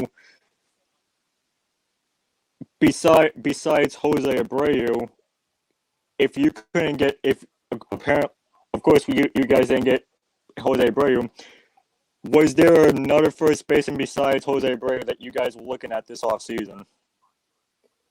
I think they were interested in Brandon Drury a little bit, but they weren't interested in Josh Bell. Like, they weren't going to overpay him for 2 years. Will was not going to happen. Trade market, I don't think there was really a trade out there. Rizzo felt like he was always going back to the Yankees, kind of like Judge. So, no, it was really the plan. It felt like once they, missed out on Abreu, they didn't sign Rizzo. The plan was, okay, we're having Kim play second. We're having Crony play first. And they brought in Carpenter, someone that can play first a little bit, but like the best lineup possible, you were going to go with the shortstop. Like, that's just how they were going to do it. Yeah. And do you think he'll play up to his all-star level in 2024? I sure hope so. I mean, I feel like it's dependent on the wrist. Like, the cortisone shots, they do work, and we saw him with Boston when he didn't have some of these injuries, or maybe he had them, but it didn't feel like it affected him as much. You saw that all-star player, and I don't think that all of a sudden, just because he's in the brown and gold now, that talent disappears. I mean, we saw it in April. We're seeing it. I mean, he had a pretty good series here against the Phillies, so it's still in there. The season has definitely been disappointing, but I'm not going to sit here and just give up on Xander Bogaerts. Now it's one thing for Padre fans to give up on the season because it's not looking good, but to give up on a player 1 year in when he's this talented, I just think that's dumb. Yeah, see, this is where I'm going to end off with, because I know you'll probably be wrapping up the show in a little bit, but this is where I'm going to leave off with. The year after we won the World Series in 2013 over the St. Louis Cardinals, Xander Bogaerts, yes, he played all-star levels, but the Red Sox were like finishing 4th, 3rd, 5th. Like, we made the playoffs in 2016. We didn't make it that far. Then we went out to go get Nathan Eovaldi in 2018. We went out to go get JD Martinez out in 2018. Got him away from the Arizona Diamondbacks. Mookie Betts, he was playing MVP caliber. Nothing around that was all Bogaerts. Like, when we won the World Series, it was like, okay, we got the best record in the American League. We beat the almighty Dodgers in the World Series. Looking at this, when Bogaerts went to a Celtics and Suns game saying like, hey, I'm leaving Boston. I'm gonna go play for the Padres, and then all of a sudden we sign Rafael Devers. Look, I love Rafael Devers more than anybody here in Boston does. But if we had to go back and say, like, who would I rather have more, the smart choice would be Xander Bogaerts. 100%. Really? Okay. Yeah, and I love Devers. I really do. But Trevor Story is not the same since he left Colorado. PK can play everywhere in the infield. Am I happy that San Diego got Bogaerts? Yes, I'm very happy that they got Bogaerts because we got Justin Turner. But if anybody's asking like, who would you rather have signed to a long-term contract? I would say Xander Bogaerts in Boston, but I know he's happy. Part of the reason why you say that probably is because of the track record, right? Someone that can post every day, someone that can do it offensively. He's improved defensively. So that goes back to the point, like, I'm not ready to give up on a guy 1 year, less than 1 year into a contract. No, and he's just learning how to play in the National League West because his whole entire career he's been playing in the American League East. So I agree with you. I don't think any Padres fan should give up on Alexander Bogaerts. Was it the wrong move for 11 years? Yes, it should have been 9 years for less money. 11 years? I don't know. But let's just see where Alexander Bogaerts is at year 2, and then maybe come trade deadline next year, that's when we decide. Yeah. All right, Justin, thank you so much, man. I appreciate you coming on. No problem, man. Have a good one. All right, if you want to be like Justin and join the show, again, you can click that link that is pinned up at the top of the chat. Want to go through some more comments here. There's a lot, obviously, and I'm not going to be able to get to everyone. There's over 100 more comments that I still haven't gone through. So bear with me here as I just try to scroll through and see what the best best points made to bring up here on the show. Because I do obviously value fans' thoughts, the fan base, what you guys are thinking.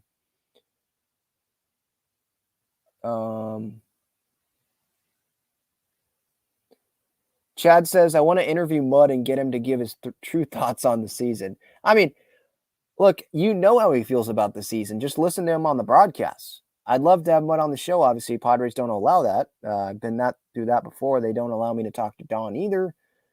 That's just their policy, I guess. But yeah, like, I think we already know what Mud thinks.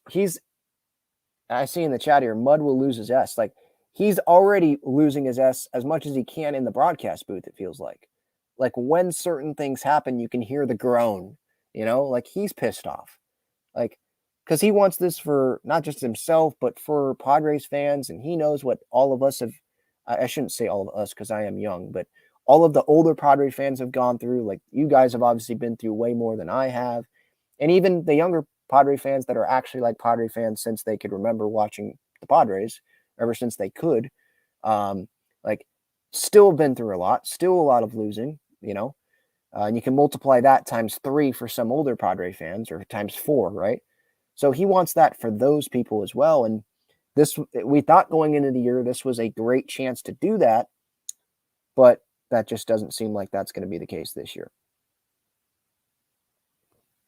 Yeah, get Mud on a YouTube stream, and he'll just be able to cuss and say whatever. Now, the Padres wouldn't allow that. If Mud stepped away from the Padres broadcast booth, then he'd probably be able to do that. But yeah, don't hold your hopes up on that one.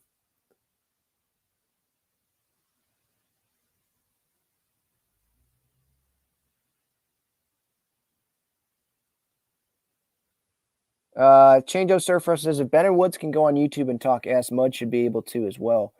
But Ben and Woods are like fans of the team. They're talk radio hosts. They don't work for the team. They work on the flagship station, but they don't work for the Padres, like during broadcasts like Mud does. So it's different. It's a little different. I know Mud's a fan as well, but it is different. He's allowed to criticize the Padres, but I don't think the Padres want him going on 97.3 The Fan and cursing people out, and showing his true feelings about how he feels about the team.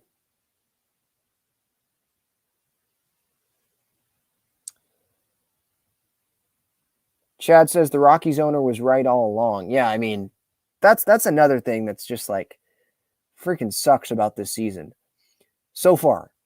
Dick Monfort talking about how he doesn't 100% agree with how the Padres are doing things, and Rob Manfred questioning the Padres' sustainability instead of praising the Padres in the offseason. I mean, they don't look like – I mean, I still think that Dick Monfort is not the owner you want owning your baseball team, and I think Rob Manfred is not the commissioner you want for your favorite sport. I don't think he loves baseball based on his actions. But they don't seem like complete, a-holes right now, like not knowing what the heck they're talking about. because they have been proven right so far.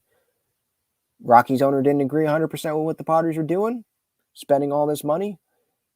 I mean, he's kind of right this year.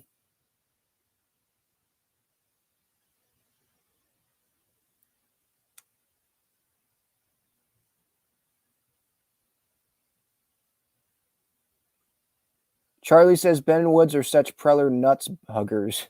I disagree with that. I mean, obviously there's going to be some times where they're going to like what AJ does or praise him, because going into the year, like, he did construct a roster that we thought was a World Series contender, or a lot of people, including some MLB experts, thought was a World Series contending roster.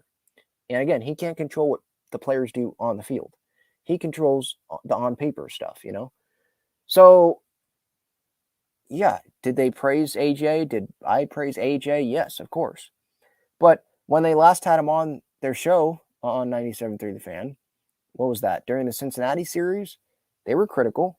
They asked, do you feel like you're playing for your job? Now, AJ did not answer that directly, but they asked all the tough questions. So I disagree with them being nuts huggers, AJ Preller nuts huggers.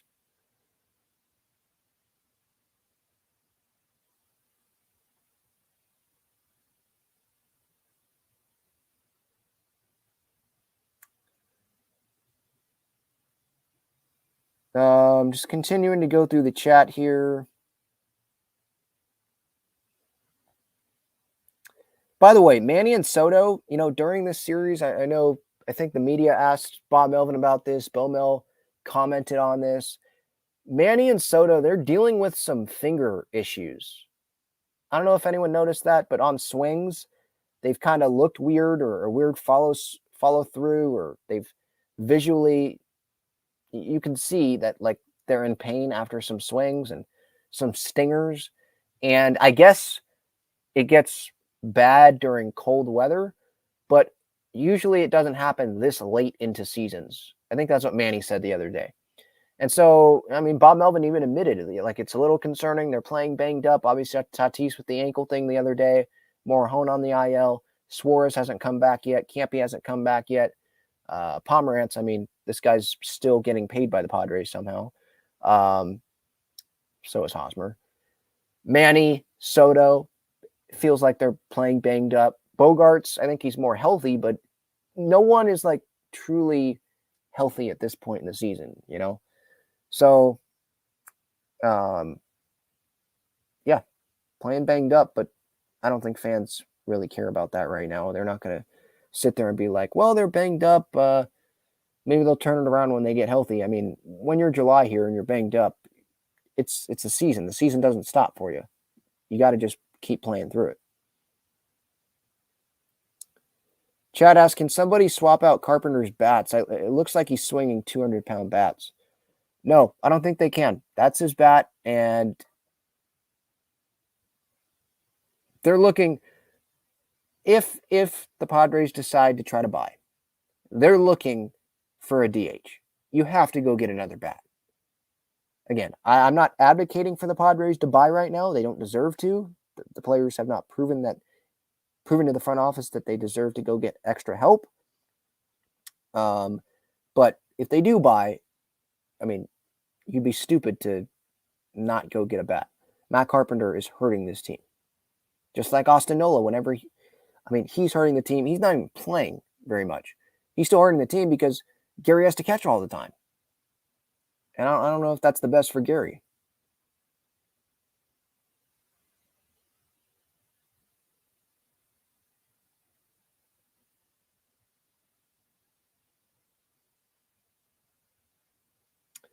Dre asks, Suarez ready? Almost. He's almost ready. He should be back hopefully sometime this next week.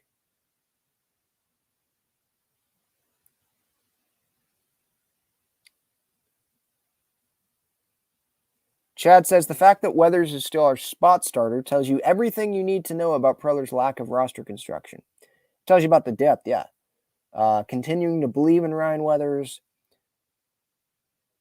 I get it. Top draft pick, but it's just not really working out. There's been some moments, early in the year, pitching well, but the consistency just hasn't been there.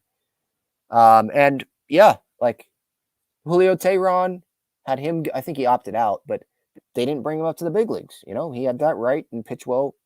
At least last time I saw, was pitching well for the Brewers. And there's been some other guys that have left as well. So, yeah. And it feels like, these last couple years, it's been a lot of one-year deals. Veterans haven't been in the minor leagues. And there's a reason why they signed minor league deals. Like, they're just not good enough to be consistent big league contributors for a contending team or a team that wants to contend. So, yeah, you have to go with those one-year deal veteran guys on minor league deals when you don't have the young talent coming up in the farm system. So, yeah, Jad, I agree. Preller, he definitely gets some blame here. And, yeah, the depth in this organization, the depth on the roster, or the lack of thereof, it has shown for sure.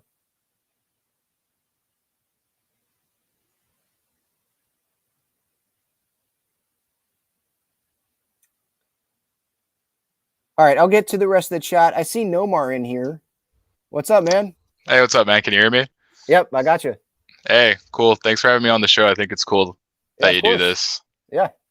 Well, man, I don't even know what to talk about because honestly, it feels like an endless echo chamber, like on repeat this whole season of just everything everyone is talking about. It's like a bingo card. You want to talk about Bob Melvin, roster construction, lack of clutch hits.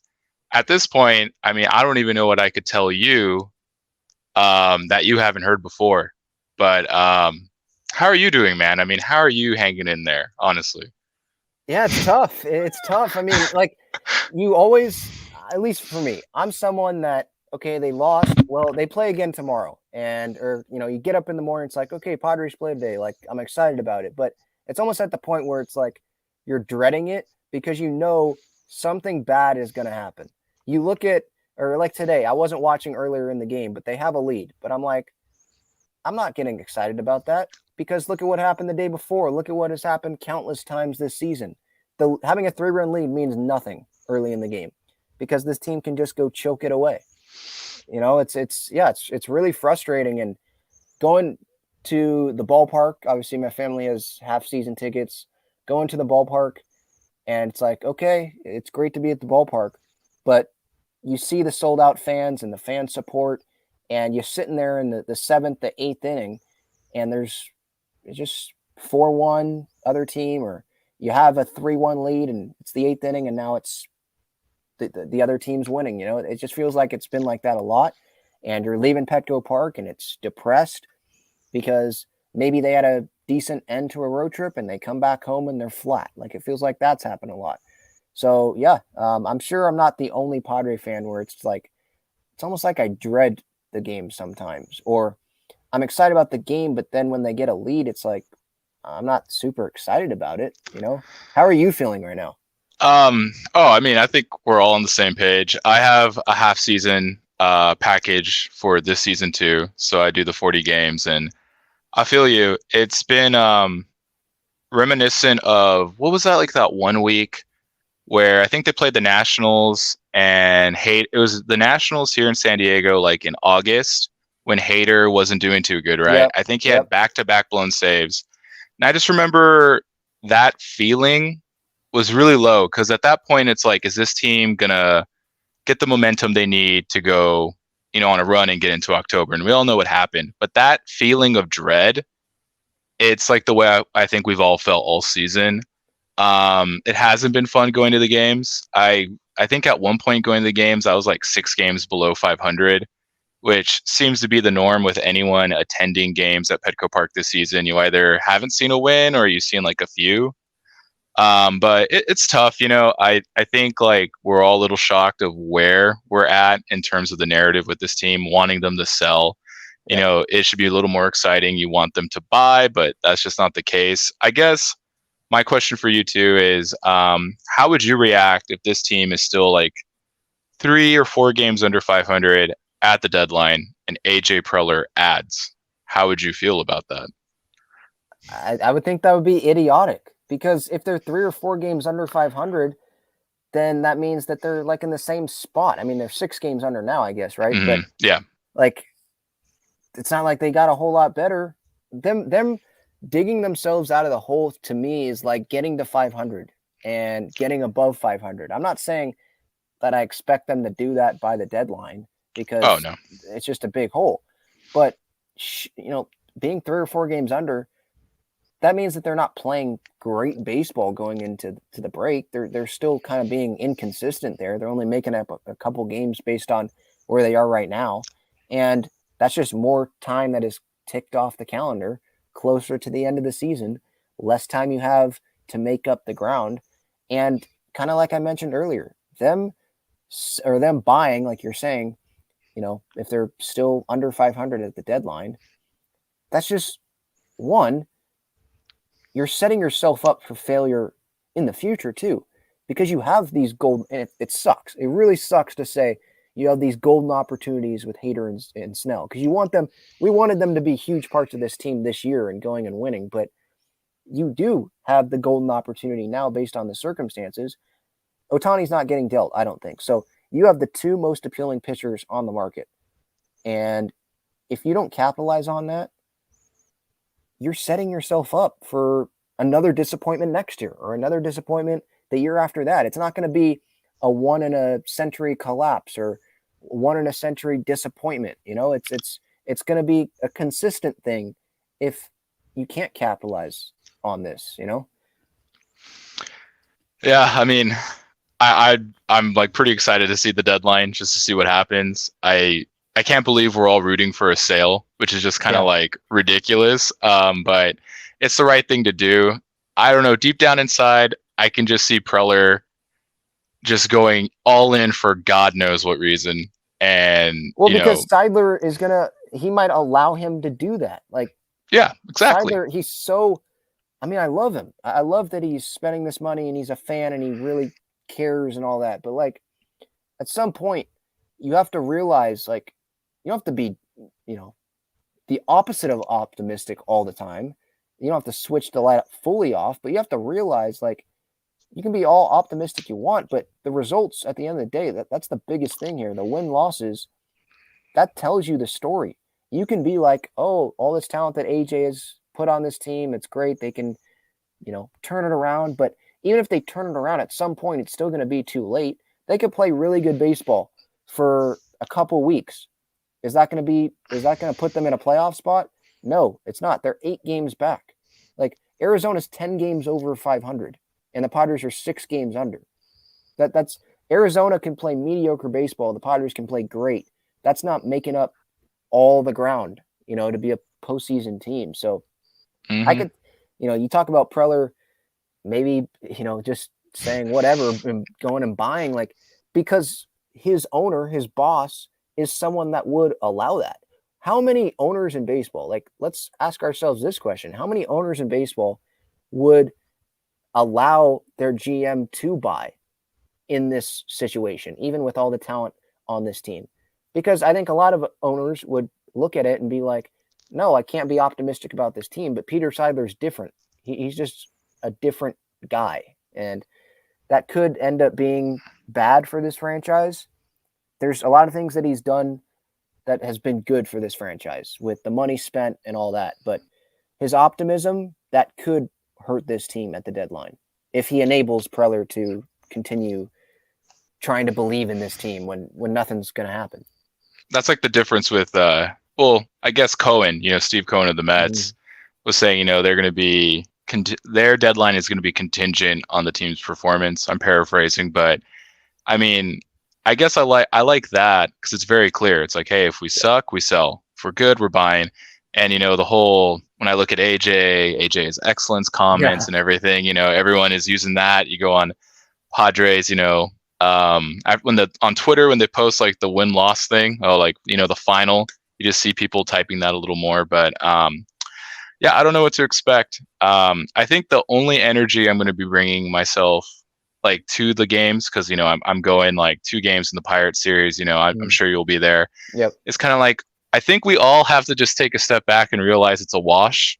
even if they play excellent baseball, I think Codify said the projected second half wins was like 46 games, right? They'd still be 3 games supposedly out of a wild card spot. So even if this team plays off its ass, they're going to be like a game or two short because of all the missed opportunities, the horrible 0-9, right, for extra innings, the lopsided one run games, that horrible record. They're like right? 5-15 in those Exactly. games. Yeah. So just try to enjoy this team like it's 2017. I know it's a bunch of billionaires on the team, but just try to enjoy the team. Like, just pretend they're all no names again. And just, it kind of felt like you were watching like the Indians or the Guardians now, but in Major League, people would just go and like just have blind faith. You just got to bring that night. Like, you have to be naive watching this team right now, because if you're just criticizing it to death, which is valid, and it's all been said at this point, like, there is nothing new to the table being brought by, and this kind of includes you, by everyone. There's nothing new. It includes me. Oh, it includes everyone. And me, everyone. What can we say? What else can we say? I feel like I said for like 4 months, this team, running in scoring position sucks, needs to improve. Now for like a month, I feel like I'm saying the bullpen's struggling. And now we're continuing to say AJ needs to sell. Like, we're all saying it. And there's after every series, I'm going to talk about the games, but it's the same overall message. Like, this team's not going anywhere based on the way they're playing. And like I said earlier, I don't know if you were here for this, but like, this team, I don't feel like they're going anywhere. And I'm starting to not add on if they keep playing this well. Because when I say that, I'm giving them like the benefit of the doubt still, like, oh, talent's there. If they keep playing this way, they're not going anywhere. I just got to start saying they're not going anywhere. And like, I'm trying to be optimistic about it by adding that if they keep playing like this, but there's no signs. Like the 5-1 homestand, and then they win game 1. Like I said earlier, that's teasing us. That's not playing good baseball. That's beating an Angels team that had Trout out, gets hurt. Ohtani sucked in that series. He wasn't pitching fully healthy. And you beat a Mets team that's also underperforming. Then you have a good game on Friday when everyone is rested, but then you blow 2 of the next 3 games. It's just teasing. That's all it is. Oh yeah, that is the 2023 season in a nutshell. It's all these imagines and what ifs, and I really don't know what else to say. Like, really, like, just like what I mentioned earlier with you. And I think the 5-1 homestand, as awesome as it was to see that, it's just the hope that kills you.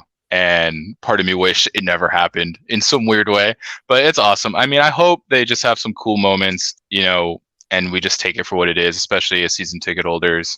Just try to enjoy some of it, but I will tell you this. The one thing I hated this season is, I have family that are like Padres fans. I'm sure we all do, And so like, my grandma is like a big Padres fan, and she watches the games all the time. Like, we'll talk about it over the phone. And I've had to explain to her thoroughly until she comprehended it. Like, I'm like, it's over. They're not going to the playoffs.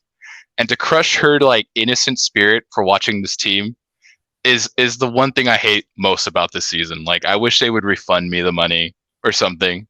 I had to break an old lady's heart because the Padres have underperformed after all the hype and the beating of the Dodgers last year, which is ridiculous. But that's what this season has come to. Like, but I can relate to that because I have grandma, great grandma who live in Minnesota. They're not, fully Padres fans. They're now, obviously Twins fans. And they're always optimistic. And the Twins obviously are in a better spot than the Padres, but like, they're always optimistic. Now I feel like there's some people that it's like, old people, get off my lawn. They're always negative and all that. But no, like the baseball fans, that feel like the older you are, the more optimistic you are. Maybe it's because it's like, I'm not going to be negative anymore. Look how much time I've lived. I don't know how much I have left. I just want this team to do so well, and just always believing. But it's like, those fans, like you're talking about, those older fans that, or maybe some younger, that are just optimistic about this team just because they don't want to believe that this is what is actually happening. I don't know what to tell them. Like, this is just what the team is. I'm someone that, at least I feel like I am, one of the more optimistic Padres fans, and I tried holding on, but how can you hold on to this? The way that this team, the trends that you're seeing, you can't hold on to hope really, because time just keeps ticking off the calendar. Yep. Well, you're absolutely right. It's too late. We'll see what happens, but for your sake, man, you just hang in there. I know you got to talk about this every day. It's your thing. Just like everyone else, John and Jim, Ben Higgins, all those dudes. I feel for you guys more. You have to go out on social media and talk about this team. And I know it's your thing. You're good at it, man. I follow you. I like your stuff. I wouldn't come on here if I didn't like you. But just keep grinding, man. I know you do a good job with this stuff. You put a lot of effort into it. So, hopefully the team plays better. So you have something at least positive to talk about, maybe some good deadline deals, but we'll see. We'll reconvene next year. Yep. Nomar, thank you so much for the kind words. Thanks for the time. I appreciate it. Have a great night. Man. Thank you. Later. Yep. Yeah. I mean, disappointing Padres fans, or disappointed Padres fans. This team, it feels like it's taken a lot of energy out of this city, Okay, let's see what's going on in the chat here. Probably a bunch of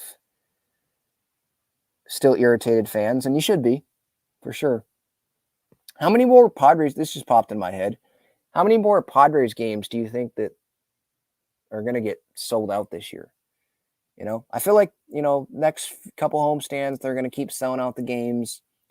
But let's say it's after the deadline and Snell and Hader aren't here, or one of them's not here, and like the Padres, I'm hoping, if they keep playing like this, I'm hoping that they will decide, we got to sell. This team's they're not going to go anywhere, right?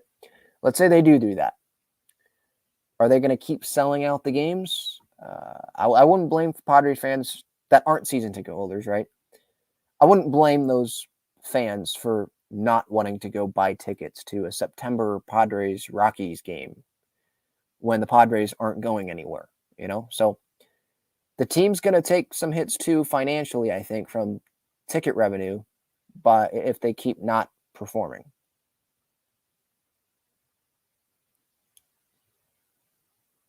Okay, I'm still way behind in the chat here, so I'm going to keep scrolling and see if there's anything that is worth bringing up here.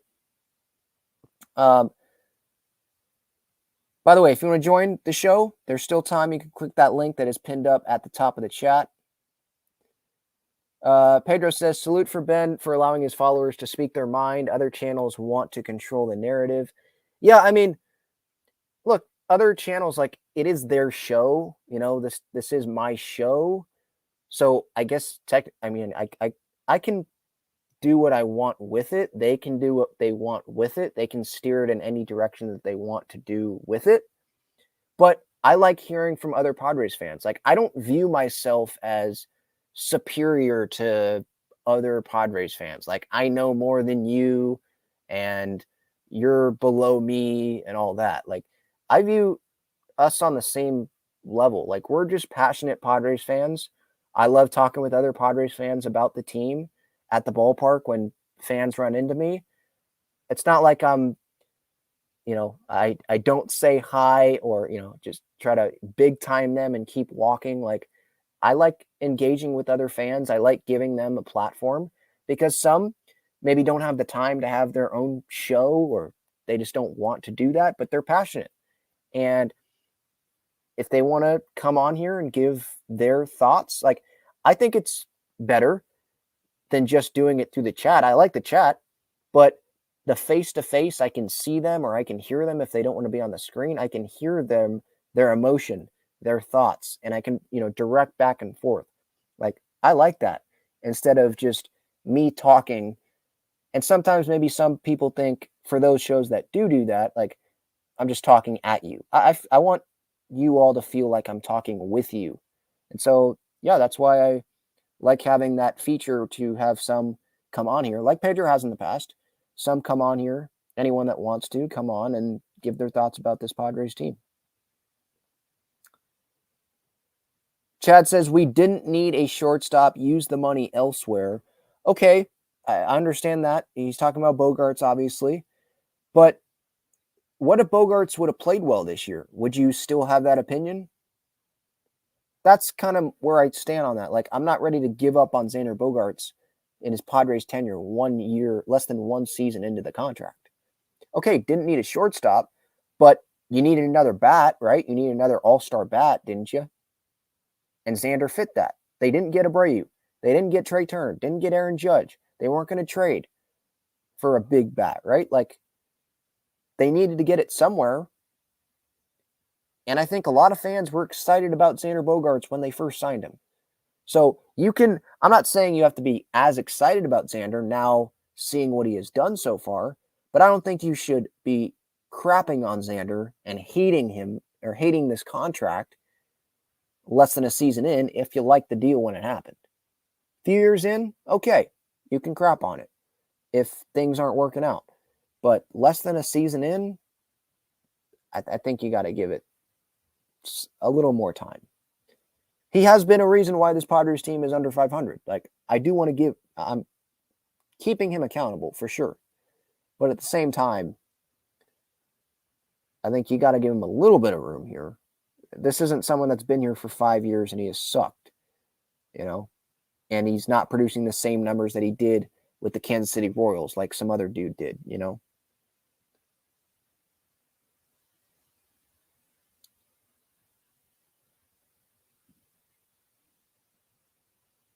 Okay, let's see. Carlin says, AJ is excellence. LOL. Sorry, Peter, but you are crazy.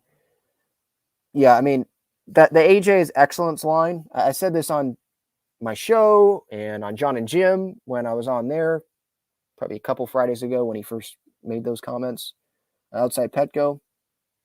John and Jim does a show there, so I usually hop on there on Fridays at the Blind Burrow. And yeah, when I think it was John who asked me about the AJ's excellence stuff, I was like, I get him being optimistic about AJ. He's not going to go bash AJ Preller in public to Kevin Acee. He's not going to go talk bad about him. He's not going to fire AJ before the draft, before the deadline. He's not going to fire him probably this season. I'd be surprised, because what is that going to do, right? It's ultimately on the guys that are on the roster, on the team, right? I didn't think he needed to go as far as he did. AJ is excellence. I mean, he's not. Based on the track record, maybe he's excellent in the daily conversations you have with him, or he's able to persuade you to give money to certain guys, obviously, or make trades, and you think he's excellent at scouting and all that. But based on the wins and losses for his franchise, the time that he has been here, that's not excellence. He's made one postseason appearance in a full season and got to the LCS, and that was last year. I get it. But look at 2021. Look at this year. Look at all the years before that. 2020 was a short year. Who knows if they make the postseason in that full season? Because remember, there were starting pitchers that got hurt. So, no, he's not been excellent. Now, I know Kevin Acee said on the Darren Smith show, I think last week or a couple weeks ago, whenever it was, that Peter really started judging AJ, the organization started judging AJ starting in, I think, 2020 or maybe the end of 2020. Or no, I think it was the start of 2020. So if you look at that, it's like, okay, you have a better case to say AJ is excellence because 2020 made the postseason, 2022 NLCS. But I wish I got judged in a job, or I'm sure some of you wish you got judged, 15, 16, 17, 18, 19, starting in the 6th year of your job. That's the only time. That's when they start judging you, is 6 years, 5 years in and starting the 6th season. That's when they start judging. I'd love to have that. Are you kidding? But that's not the way it should work. That's not the way real life works. And Seidler, I mean, Preller is like his son. And I'm someone that I've defended AJ, and going into the year, I was excited about the team. But at the end of the day, results have to speak louder than, the star talent that gets acquired every offseason or before the deadline. The winning and losing has to speak louder, especially when this team was, supposed to be a World Series team going into the year.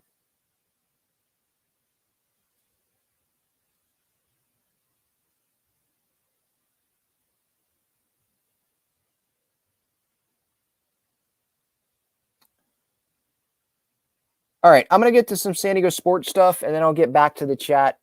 I think, is there another super chat in here? I don't want to miss it. Okay. BB fan. I'll get to the San Diego sports stuff here in a little bit. Fire Bob Melvin and save AJ Preller. What? Okay. So you want AJ Preller to fire another manager, an experienced manager, and you want AJ Preller to keep his job and go hire another manager, which would now be his fourth manager, including, I'm talking about the guys that he is like hired to be the real manager, right? Green, Tingler, Melvin, and now you want to hire another manager? So he's went the inexperienced route a couple times. Then he went the experience route, like the best guy available that was interested in the job. So what manager is he going to hire after that if he fires Bob Melvin? And you bring in that manager, that's going to change the players not performing up to the level of expectations. That seems just like having Bob Melvin be the scapegoat. That's what that is. So I disagree with that. Maybe you fire Bob Melvin, but if you're firing Bob Melvin, then AJ Preller's probably gone too. Because why should AJ get to hire another manager? And he just keeps getting to do this. At the end of the day, at some point, it has to stop there with him. Yeah, Nomar, thanks so much for coming on, man. I appreciate that donation. Love talking with Padres fans. That was a great chat. Thank you so much. Okay, let's get to some other San Diego sports stuff here real quick. I'll get back to the chat. Over 2 hours. I was not expecting to go this long, but obviously I'm passionate about this. And I know a lot of other Padres fans are passionate about this as well. And there's still a decent amount of fans that are still tuning in here. So I'm going to keep going as long as you guys want me to keep going. All right. Want to hit on San Diego State real quick. So tomorrow, Monday, the 17th, San Diego State should learn more about their future. Are they in the Mountain West, or does the Mountain West Conference believe that they are out and they owe a $17 million exit fee? There's going to be a meeting tomorrow, I think via Zoom, a video conference meeting between the 11 presidents in the Mountain West, not including San Diego State President Adela De La Torre, obviously, because she was kicked out because the Mountain West interpreted San Diego State. They're intending to resign. They interpreted that as you were leaving. And there was the Hawaii meeting, right, that I discussed on a previous show, where some people thought that she was pretty much saying her goodbyes to the Mountain West. So if the Mountain West believes that San Diego State is gone, then they're going to say that San Diego State owes $17 million. Or they will just say, you never officially left. You intended to resign, but you never actually did. You don't owe us anything. But maybe Mark Ziegler brought this up in the San Diego Union Tribune this weekend. Maybe they try to get some money out of San Diego State and be like, okay, you're not leaving the conference. We'll let you stay. But, I mean, you kind of, I shouldn't say did us dirty, but like, what were you doing? I guess that's the best way to put it. Like, why? So you intended to resign and now you want to come back? We got to find some middle ground here, because you don't have a conference to go play in 24, 25, or 25, 26 right now. Or would it be 24, 25? You don't have a conference to go play in. So you're crawling back to us. I know you never left, but that's what it feels like. You said you were going to be gone. That's what you intended to do. You were saying your goodbyes, and now you're crawling back. So you got to give us something here. So maybe they have a little bit of a compromise there. But that's on Monday, the 17th. We should know a little bit more about San Diego State, or maybe that comes out on Tuesday. I'm sure something will be leaked because it usually always is. The San Diego Loyal. So over the weekend, a great win for San Diego. They knock off Colorado 5-0, and this thing started off hot for San Diego. 1 goal for Adrian Perez. He had 2 assists.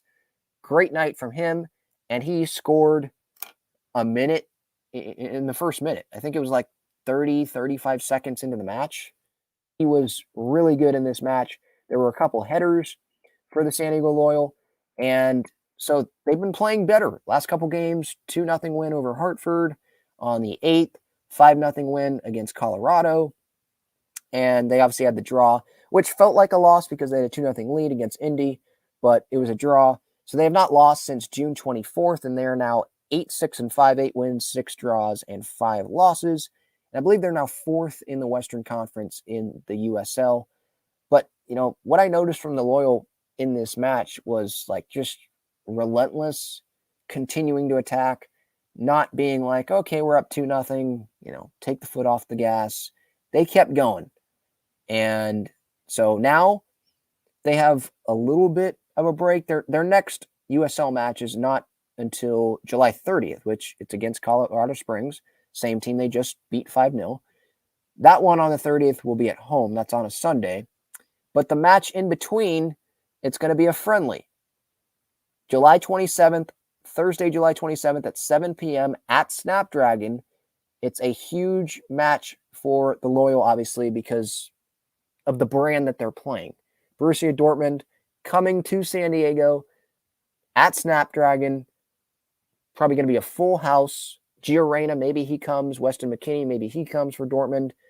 And it's a huge opportunity for the Loyal to, now if they win, I don't know how much that means because it is preseason for Dortmund. But I think for the Loyal, it's like they want to prove that they have good players too. Maybe this would help towards the pro relegation stuff, even though the MLS, I just don't see them doing that and cooperating with the USL.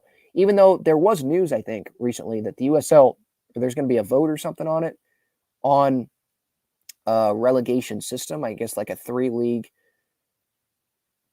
system thing within the USL. I think I read that correct, where the USL wants to adopt that, kind of like how the Premier League has that with relegation and promotion. MLS doesn't feel like they're going to do that, though.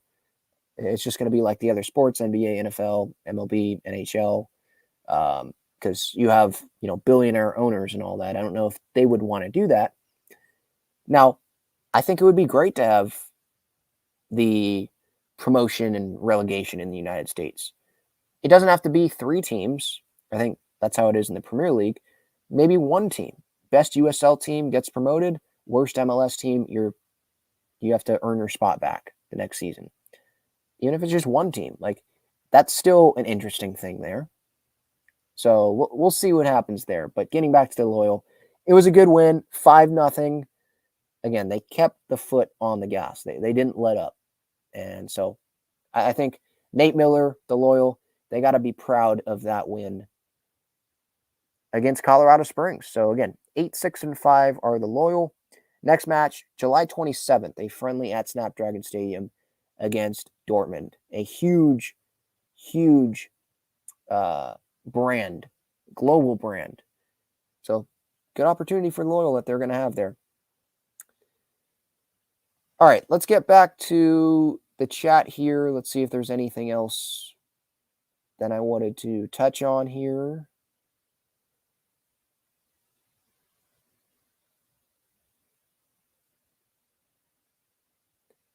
£5 Squirrel says, is Petco still selling out? Yes. I did address this a little bit earlier. I don't know how long they're going to keep doing that, though. And I don't think that's like to blame Padre fans. They've shown up. Should they keep selling out games if this Padres team continues to be under 500? Is that the smartest thing for Padres fans to do? Yeah, I'm going to keep supporting this team. Your season ticket holders, they're already locked in. But like for other fans, is that the best for them, like personally, to go spend $100 for their family or $200, however much it is to bring your family to the game and concessions and parking and all that? Is that the best thing to do in September if this team is under 500 or it's clear they're not going to be in a playoff spot? Probably not.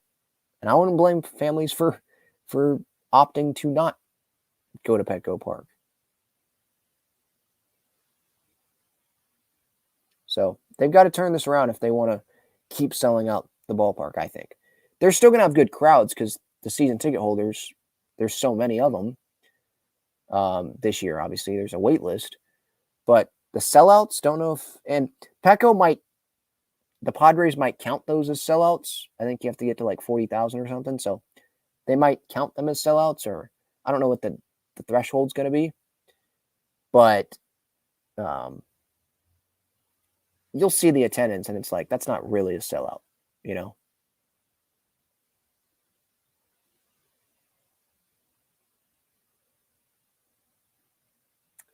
I'm still a little bit behind on the comments here, so this is how I'm ending the show. So just giving you all the platform here.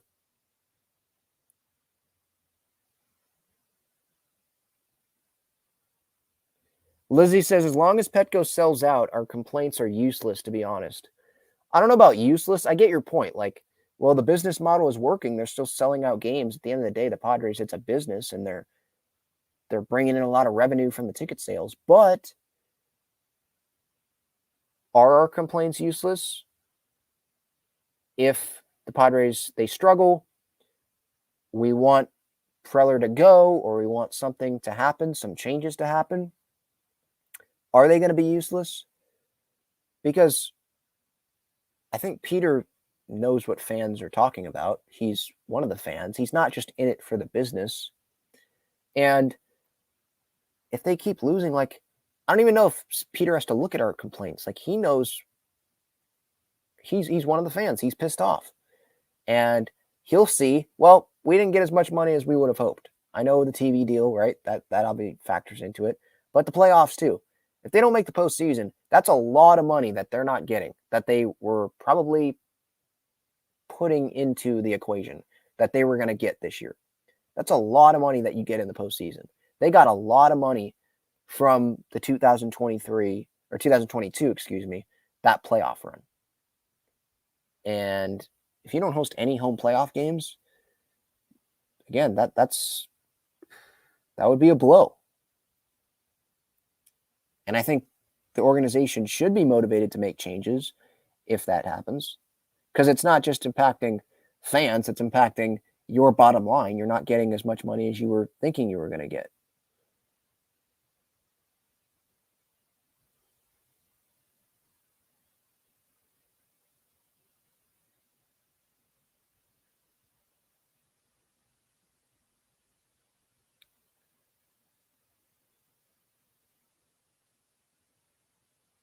Yeah, sorry, Carlin, about the comments. I know.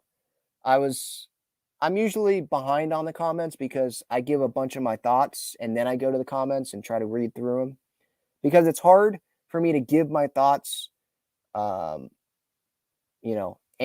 follow the chat all at the same time. So I try to just do this. Like, I get, the super chats, I get to all of them. I try to get to the best points that I see in the chat. And I try to get all the way through the chat, like scroll all the way through it before I end shows. I'm not going to read every comment, but I try to identify some that maybe are good points or some points I disagree with.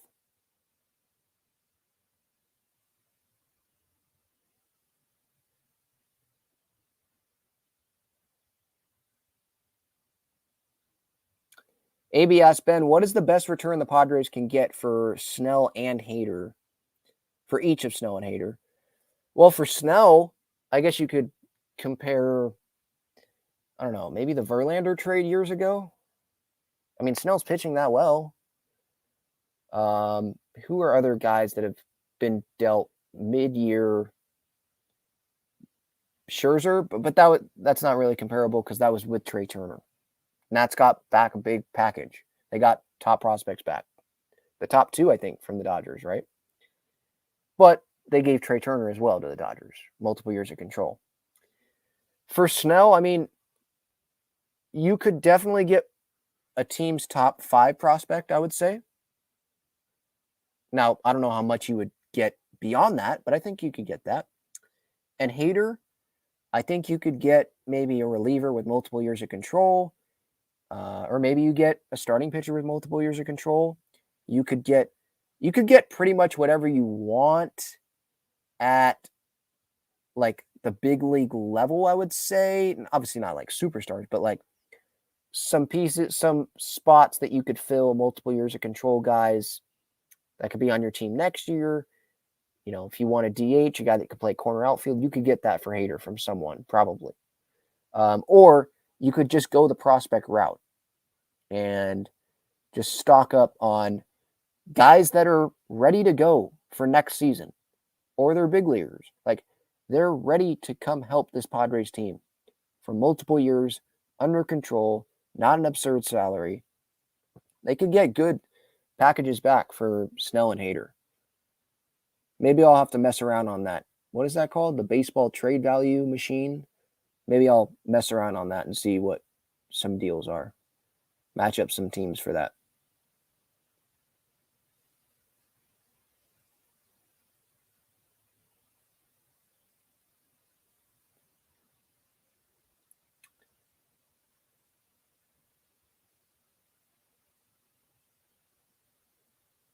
Pedro asks, is Ben a Messi or Ronaldo guy? Yeah, probably Messi. I'm not a big Ronaldo. He doesn't. I'm not saying Messi's like this. You know, I don't know how great of a teammate. I know we're getting way off topic. I don't know that Messi's this amazing teammate, but it feels like Ronaldo's like really self-centered.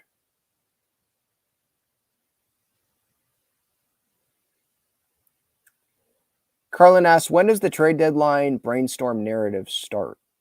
What do you mean? Like, when does the front office start thinking about the deadline? Probably like a month out.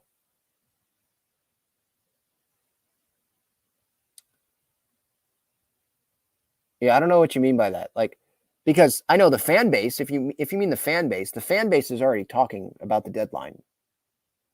I think a lot of that fan base is like, yeah, gotta sell, be stupid if you buy. You know, some might be talking about what they need to improve if they do buy, thinking that, you know, maybe Seidler will continue to allow AJ to buy and keep going all in on this year, even though they're not going anywhere. But no, the deadline brainstorming, at least from the fan base, yeah, that's already started.